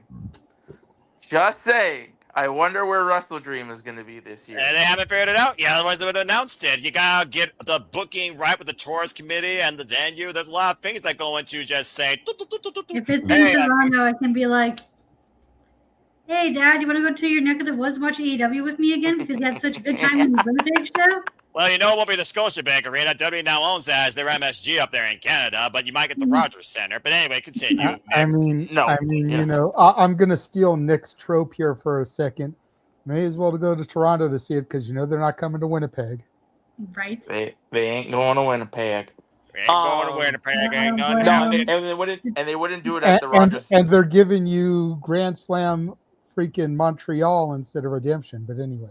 Yes. Well, you know, hindsight's 2020. We'll see what everyone thinks after the show is over. I don't expect your opinion to change. Me, though, Listen, I'm the optimistic Noah, guy that covers everything because I'm the guy that has to be first and foremost on the damn mic. Anyway, Noah, Nick, go ahead. Noah, I love you. I love you. You know, I love you. I love your takes. You're great. But if you're gonna tell me that this show is anything but, listen, I judge AEW television different than I do anything else. I judge it from the Keyword first television. show. This is From the pay-per-view. first show, but still, from the first show out of the last pay-per-view till the pay-per-view. That's how I judge my. I know you go through cycles. And unfortunately, this card is a fucking. It's a glorified Dynamite show. I hate to tell you this, buddy. It really is. But anyways, that's besides the point. Yeah, I'm about to say, we already covered that topic. Get back to where you were going here. So my question is, this week, our new batches of free agents have come about. We have the new free agents this week. Yes. So there was, if anybody listened to it, and this is where I get scared. Tony went on the media call. I listened to a little bit of it. Apparently, the news is there are 7 talents waiting to be signed by AEW. What? Apparently, there's, according to sources, and I forgot where I saw it. I think it was Fightful and SRS. There are 7 talents waiting to be signed by AEW. So I was gonna say I think we should, you know, if that is the case, who of the free agents that are out there, who would be your 7? I would probably need a list of all of them, considering, again, I don't read into dirt sheets news, and I just see what happens as it happens. Seeing is believing. Seeing is reality. That's real reality, not kayfabe reality that's produced by a director. But, again, we already said ad nauseum while we're covering Wednesday, right, folks? Considering 2 men, particularly, that could show and be part of the company with a tag team division. As far as others outside that, just trying to figure out names off the top of my head. We talked about Kairi Kojo, but again, Sherry did return in Stardom for a stint. Her being part of AEW, though, I'm sure Mina would absolutely love that, because Mina, of course, can't wait to see what's next for Kairi Kojo. Where will that motorcycle take her? Stay tuned. Might as well be cast for Blade Runner or a DLC for Cyberpunk 2077 in that outfit. As far as others, how many times, if I had a freaking A&W root beer, for how many times you have made some sort of joke about it's a new day, it's a new day, it's a new day, and they aren't free agents yet, but you're still on that freaking bandwagon. I'm not good at math. Well, you're dyscalculia versus dyslexic is what that is, all right? Yeah, big words, folks. Go get a dictionary. Learn how to say something. Words are harsh. Thesaurus. A thesaurus only helps you find similar words. I could give you 15 different words for a single word if I had to, but I'm not here to give a damn education lesson. Did you miss my joke, Noah? Yeah, probably did. Knowing me, most stuff goes over my head or I'm indifferent. Again, sports indifferent, wrestling invested. New quote. But anyway. I'll repeat it so people can hear it. I said my favorite dinosaur is the thesaurus.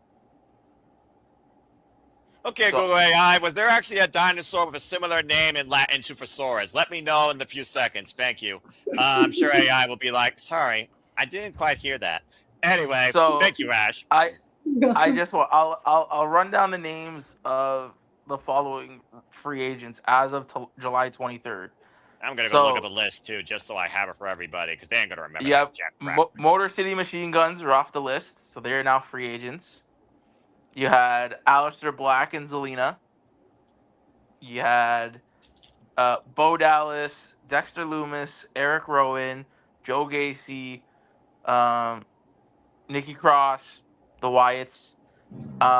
You had Zoe Stark. You had Santos Escobar. You had Kairi Sane, and you had Kaylee Ray.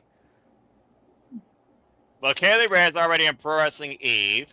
Nikki Cross, aka Queen of the Galaxy, the best in the galaxy. Nikki Storm, she's back not only with her husband Damo, now they own Progress Wrestling. She's wrestling up and down Europe. In fact, she just showed a mixed tag team match recently in OTT. Yeah, for those that don't know, I don't watch WWE and AEW on a weekly basis, except Dynamite Live, and more often now, Dynamite I almost watch on DVR based on my work schedule now that I'm salary. I watch the two biggest companies domestically on highlights. My potpourri, as I basically discussed on Tuesday night with, of course, No DQ Review, is literally everything else. So that's how I know this type of stuff once in a while. But, yeah, continue. Yeah, so JJ, I do see your hand. Pause, Nick, because you're roundabout brain. Let's keep it in the same position. JJ, what you got to say real quick? So, when it comes to who is Tony going to sign, I think it's a given he's getting the machine guns. You think? Mm-hmm. Okay, so there's 2 off the list. I think he's going to get Kaylee Ray. Partially because Isla Dawn is already there. True. You put the Unholy Union back together, you've got another team for the women's tag division. I wouldn't mind seeing those two take on the Brawling Burrs now that you mention it. So there's your third. Hot take, controversial take. I could almost see Alistair and Zelina. Like, I know that's controversial because of the way Malachi left. Apparently. But I think that if he comes back with Zelina and is given the freedom, now that he's not bound to the House of Black, I think he might get better results. Okay, that's fair. I also want to point out that they do have a show coming up in Glasgow, Scotland, of course, on the road to All In, so you very well could see Kaylee Ray, much like Isla Dawn, I believe, made her Dark debut last year when they brought WWE Dark back. Man, I missed that show. I could see Kaylee Ray and Nikki Storm probably being a part of that show, honestly. Then you got Kyrie, who will probably be dual contracted between AEW and Stardom. That'd be interesting first for a woman. And I think you'll get Santos Escobar, probably dual contracted between AEW and CMLL. I didn't even think about Santos Escobar. Or, You know, because I could see Santos getting thrown in there with Roosh, Beast Mortos. Hijo del Fantasma. Okay. I mean, he did sign a ton of talent this year from CMLL to a contract, including Persephone. I cannot wait for her in Statlander. I could even see him and Andrade doing something together. How you know? Don't make me put the gift back in there. You brought up Andrade. You knew that was That's coming. how you know. No, that's how I know that Disney, once again, plagues everything that's good in my life and not for the better. Anyway, continue. Yeah, I threw that in there because I figured if anything, Ash would get a kick out of that joke. Of course You know what's also funny? This game I showed you, Color Brain, I have a Disney version of it. We're not playing that. I'm always down for a Disney game. Ugh. No, it's okay. I don't have any Disney questions in here for you, so Good. you're not nothing to worry about that. Good deal. Less Disney, the better. Cartoon No, Network guy. more Disney. No. Cartoon Network guy, Nick Fan for life. No. Because less I Disney. know when once he was a wee lad, he watched the classics. And then I found Nickelodeon Cartoon Network and never looked back. When Anyway, Noble was a young warthog. very When nice. he was a young warthog. Not copyright. Damn it. Not copyright. But anyway. The biggest mind F for me was when I learned that Pumbaa was Leon Carosi from the Saved by the Bell Beach Club episodes. The more you know, folks. And if you want to stay tuned for your own edition of Seen It, subscribe today to Constantine Studios, hosted by the regular wrestling JJ Williams. Oh my god, I used to play Disney Scene It all the time with my cousins. That was such a freaking. Oh my god, there was one time where I kind of scared the crap out of my cousin because we had to play the silhouette game and I immediately knew it was Buzz Lightyear and I shouted out the answers super loud. Oh, well, that would do it. It's almost like having Tourette's. You just say something out of "Arr!" to just surprise everybody, or you just literally stand there like a mute fool until you literally hear your name being yelled out, be like, "Johnny!" Freaking like Roderick Strong. But anyway, freaking Roderick Strong, best gimmick ever. I love that. Still hilarious. Catches That Renee made- and Lexi off guard. That made Roderick Strong seem so interesting because I swear to God, if you look up vanilla in the dictionary, there's Roderick Strong. Still, he breaks your back 200 different ways from Sunday, but nonetheless, Still fair doesn't enough. make him any less boring.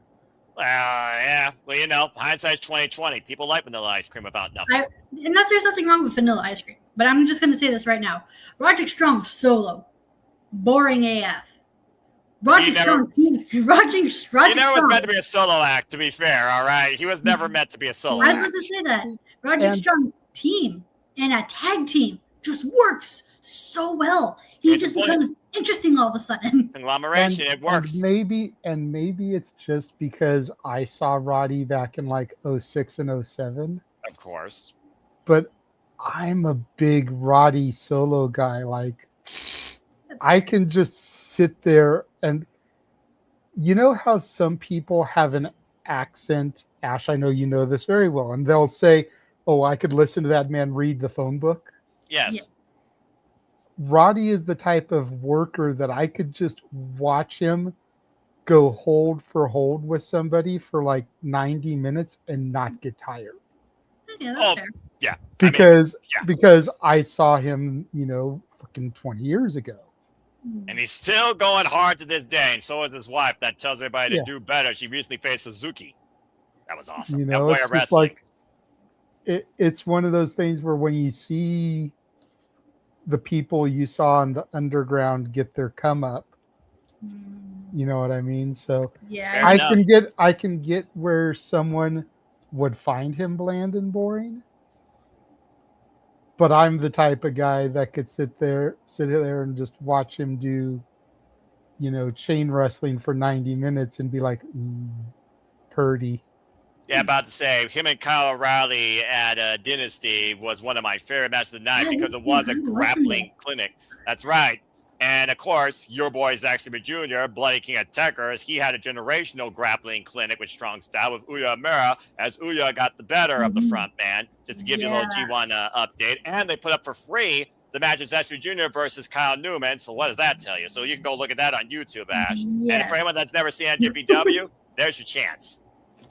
Anyway, but it is interesting that JJ brings up Underground, so I'll add this as a last little closer. Let's see how well Kendall Gray fights, because, believe it or not, there is at least 2% of things I care about in WWE. One is Lyra Valkyria. The other one is the best damn women's professional wrestler. Let me say that again. Women's professional wrestler. Potential for the future, and that has one Kendall Gray, the Zanzi Women's Champion. But it looks like her and Lola Vice aren't done with each other. But can Kendall Gray hold up in a fight? The next time the Zanzi Women's Championship is on the line will be Underground, as Kendall Gray goes one-on-one with the undefeated Lola Vice in NXT Underground for the NXT Women's Championship 1 week from Tuesday.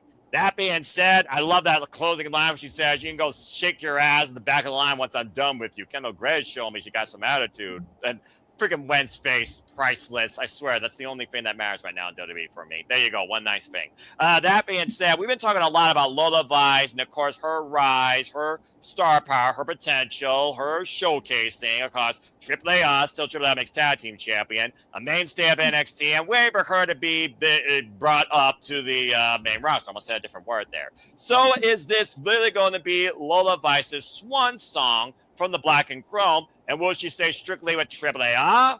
Or will she go up to Monday Night Raw or SmackDown? Honestly, both brands could use her, I think, because they need some person with actual merit and identity. Just saying. JJ, it's your NXT, it's your former women's champion. You know Lola Vice, but you also kind of know Kendall Gray, so I'm going to put you on the spot first. Is this Lola Vice saying, adios, muchas gracias, or does she knock Kendall Gray the fuck out and do we just reset the clock?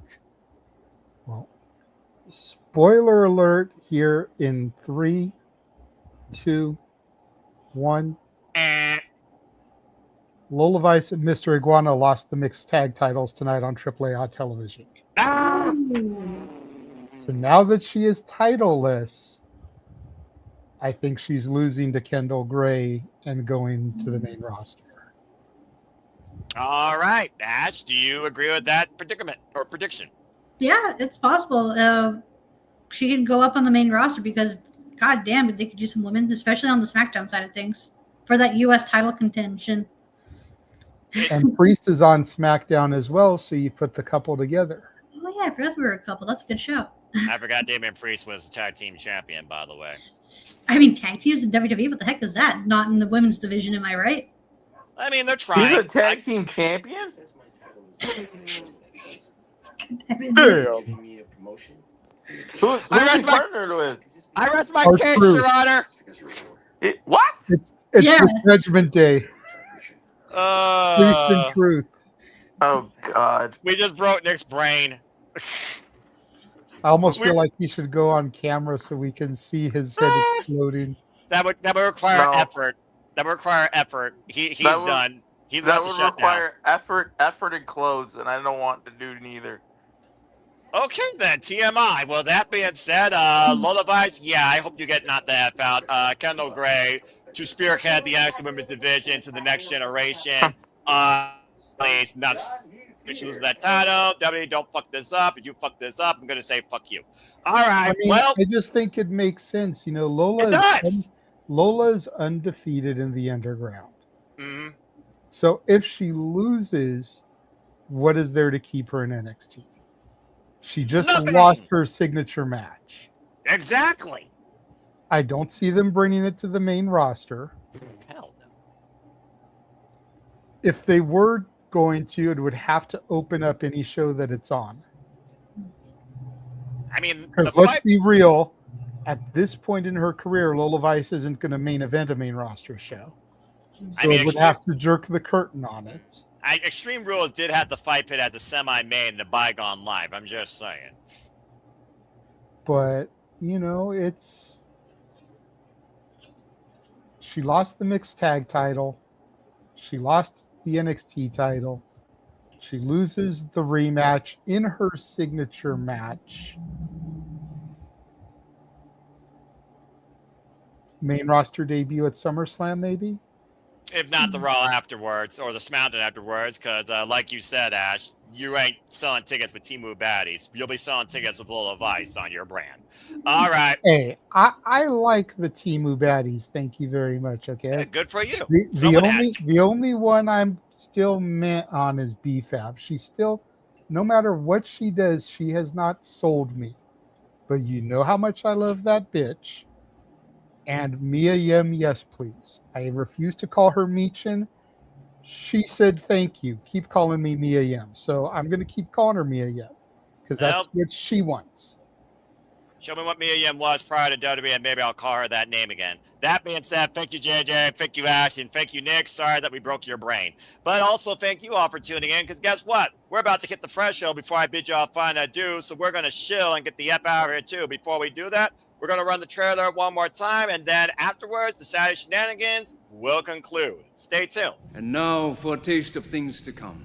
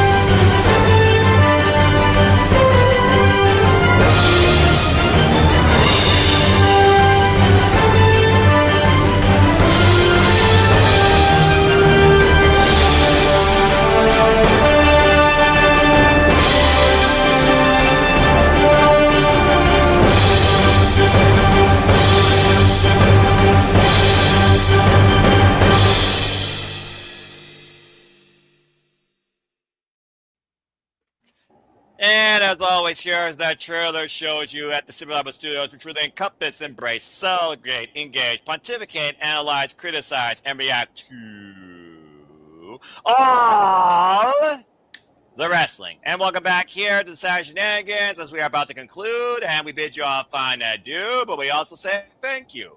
Let's go around the horn and plug and promote upcoming content and showcase to the people where they can find us if they choose. First and foremost, Nick, you stand on Avatar, but you lend your voice quite a lot here tonight. Always appreciate you. Shout out to Mrs. Tell where the people can find you, of course, and then you can go to sleep. Yes, just again, shout out if you are in the middle of watching all of your lovely wrestling this upcoming weekend. Again, check out Danny and the boys from NHB next weekend for NHB 100. It's going to be a slobber knocker of a show.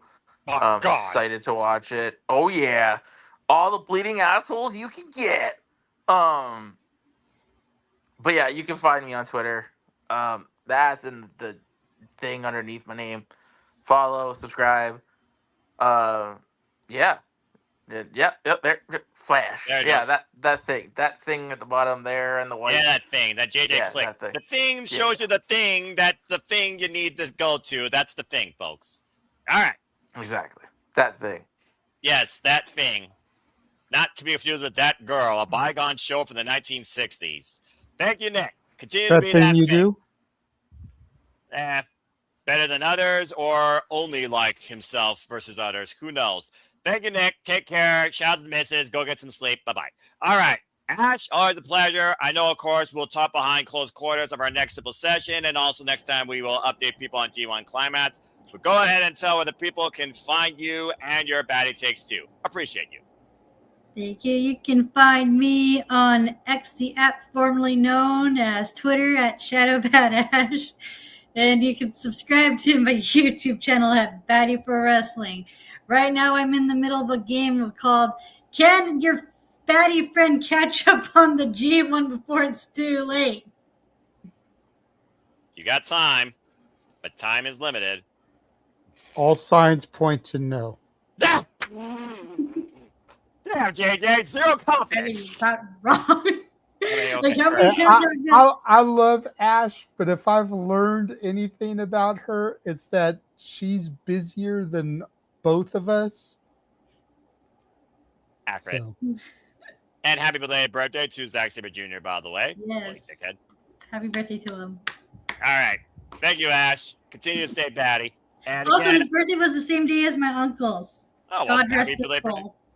God rest his soul. Happy belated birthday to your uncle and anyone else that celebrates on that day as well. And I buy look her forward. t-shirts. Yes, and again, if you haven't already, invest in the bat, invest in Above Studios, buy that shirt, buy all the merch. Simple as that. I'll see you for the simple session later this week. All right, JJ, Chief Brand Ambassador, social media guru, and all-around friend, renegade of wrestling too. Let's go ahead and get for you. First and foremost, always appreciate you. Happy to lend my voice and lend what you have given me in the proverbial hosting position. Where can the people engage and find you? And what are we up to? Well, of course, you can find me and all the lovely Chase U alumni. Instagram, The Renegade, JJ Williams. YouTube, Casa D18 Studios. X Casa D18 Studio. No S at the end. Make sure you're following the Simply Reliable Studios on X at SR Studios 2024. That is where you will find all of our big announcements. It was confirmed this Thursday, and we touched on it a little bit here, but we will be having our first wrestler two-time guest coming up this week as the new Pro Wrestling Symphony Women's Champion. And the Spar conduit, Joshi champion. Continue. the conduit of karma, Kaya McKenna, will be joining us once again. It's good to have her come back for another round as we will be sponsoring her upcoming match at Pro Wrestling Symphony No Remorse against Sigrid. We also got confirmed, no date yet, working on, but got confirmed that we will be having another two-time guest returning to the program. This woman works for a alternative music icon. She is, it's hard to call her by her gimmick name anymore now that she is the world champion. You almost would think it would require an upgrade, but the current reigning, defending holder of the Burke, Stephanie Nieves, will be returning to the Shenanigans some point in August. She beat Natalia Markova. Love it. Love it. With essentially a Money in the Bank cash-in. They had what they called the Burke Bouquet, I think, where it was like a battle royal to get Correct. a spot whenever you wanted it. Correct. And Greta, her heavy, attacked Natalia. Tiffany came out with her bouquet, gave the bouquet to the referee, dropped a single red rose on Natalia, put her foot on her. 1, 2, 3. Rip. Wow. Without even breaking a sweat. Wow. She got the better of her longtime rival, who we actually, you can go into the archives, we actually called the steel cage match between Tiffany and Natalia Markova. Mm-hmm. So cool getting to interview her in the past. That interview is in the archives as well. That was a one-on-one with her and I. I remember that. This is going to be more people involved. Walter definitely is going to be involved in that. He better be. Nick, I know, is a little bit shocked. I mean, you can tell he came on camera. We can only see his nose and eyes, but like he came on camera for that announcement. So He pulled his best Wilson from Home Improvement. Well, I mean, I understand that reference. I've never. I mean, you guys interviewed Nieves before I came on the cruise. So I mean, the fact that she's a two-timer and I get to be there is gonna be pretty cool. She was the first interview of the Simply Reliable Studios era. Yeah. Inaugural guest. We had interviewed Gino Rivera, but that was under the Multiverse of Media. That was under open mic night. La Princesa was the first interview of the SRS era. Yep. So in a lot of ways, without her, none of these others would have happened. She's the one. Yep. So she's the spark.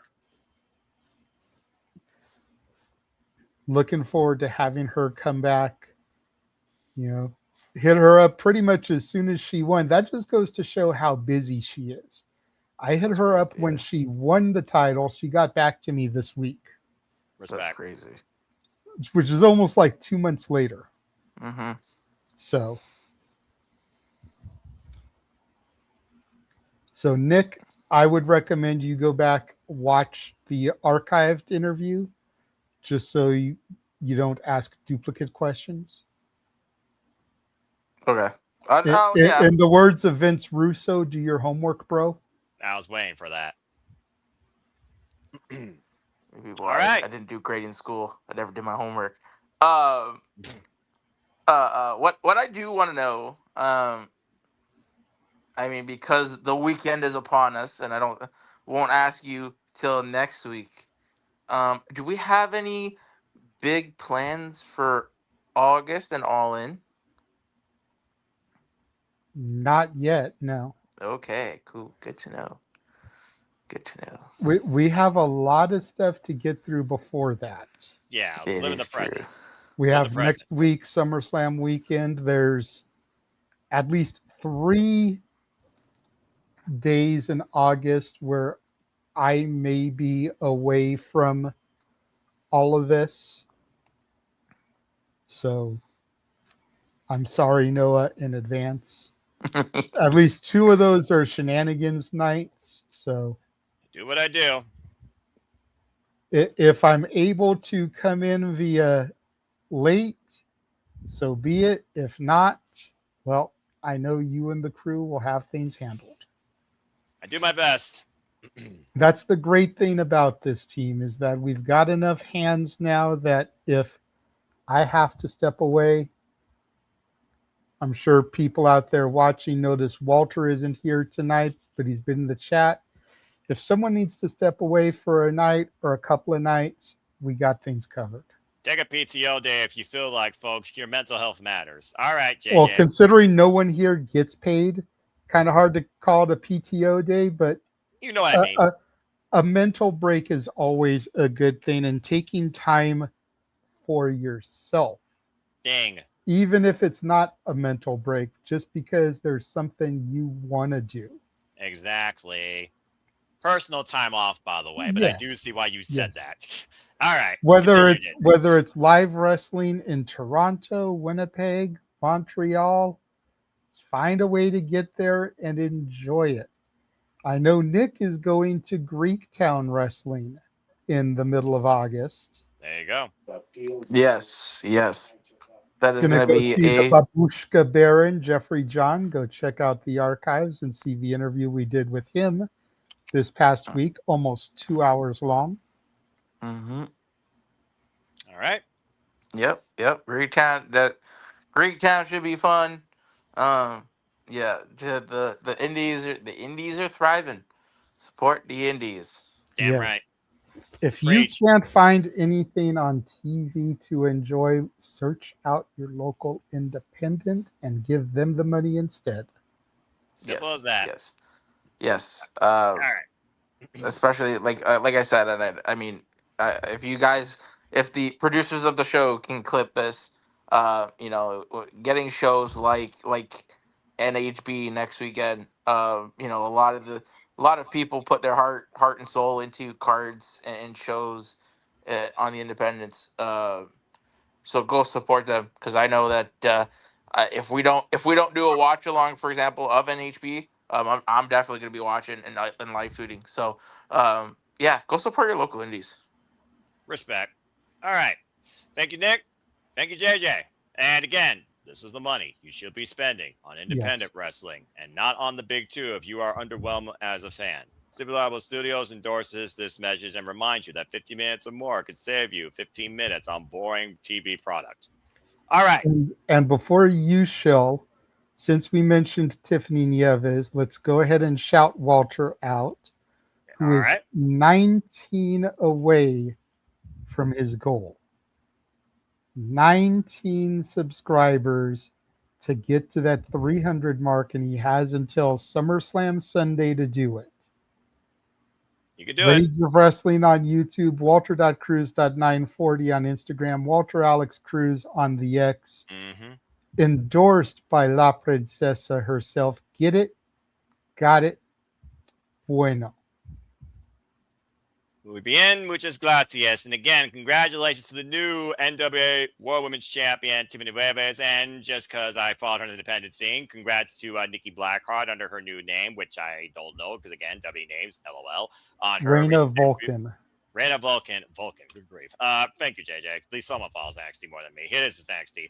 Reina Vulcan, our recent ring debut on NXT. Again, support those that you follow in this business to those other stages, even if you don't necessarily invest in those stages on a regular basis. Like I said, there's a reason why I still look at everything, but nowadays my business is potpourri in wrestling, highlights domestically, and then wrestling is put off to the side for rest, family, mentality, gaming, and working.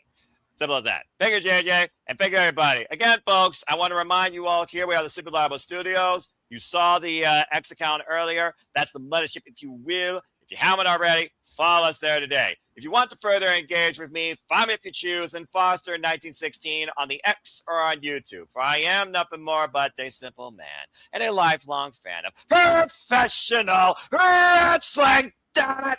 And again, you always can find me hosting, moderating, participating, collaborating in and out of No DQ, as well as the Super Reliable Studios across the Superman's brand, whether it's the Shenanigans, whether it's predictions, or whether it's some other watch-along content or other forum like Predictions League Breakdown. Just find me if you choose, and again, get your predictions in for Redemption. You will find it on my YouTube. You'll find my social media. You have till 6:30 p.m. Eastern Standard Time live Sunday night. And we will be going live 6:45 p.m. Eastern Standard Time. So stay tuned for our watch-along alternative commentary coverage of that, as we ought to be that blind conduit towards all the biggest shows, PLE specials, pay-per-views across all the biggest brands and all things professional wrestling. And speaking of all things, gotta talk about All in the Family. And yes, I know that's a sitcom reference. I used to watch sitcoms in a bygone life.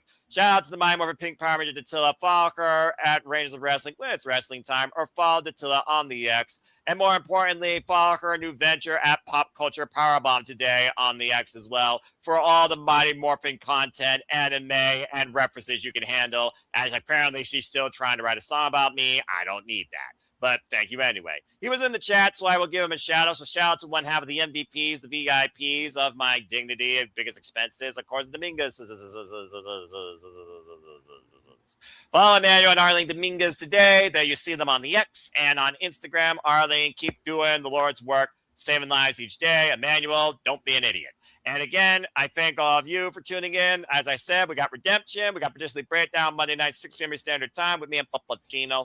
Follow Papagino Never Today, Papagino 0017. And then we go into SummerSlam week, whereas right now, Sleep Predicting is penciled in for SummerSlam, a one-night stand-out, all matches predicted festivity that will be 11:30 p.m. Eastern Standard Time this Thursday night across the Super Reliable Studios outlets. Of course, we'll have our watch-alongs and our weekend concluding shenanigans after the 2 days conclude. And as we also talked about earlier, Wednesday night, you can stay tuned for our watch-along video Dynamite where we look at the fallout from Redemption. And again, stay tuned as the Conrad Kama returns center stage to the Studios, gracing us with her presence in time. Once again here, shout out to Kai McKenna. And again, congratulations to her on also becoming the Spark Joshi Pacific Champion, beating Erica Demina, who now we evolve as a W superstar.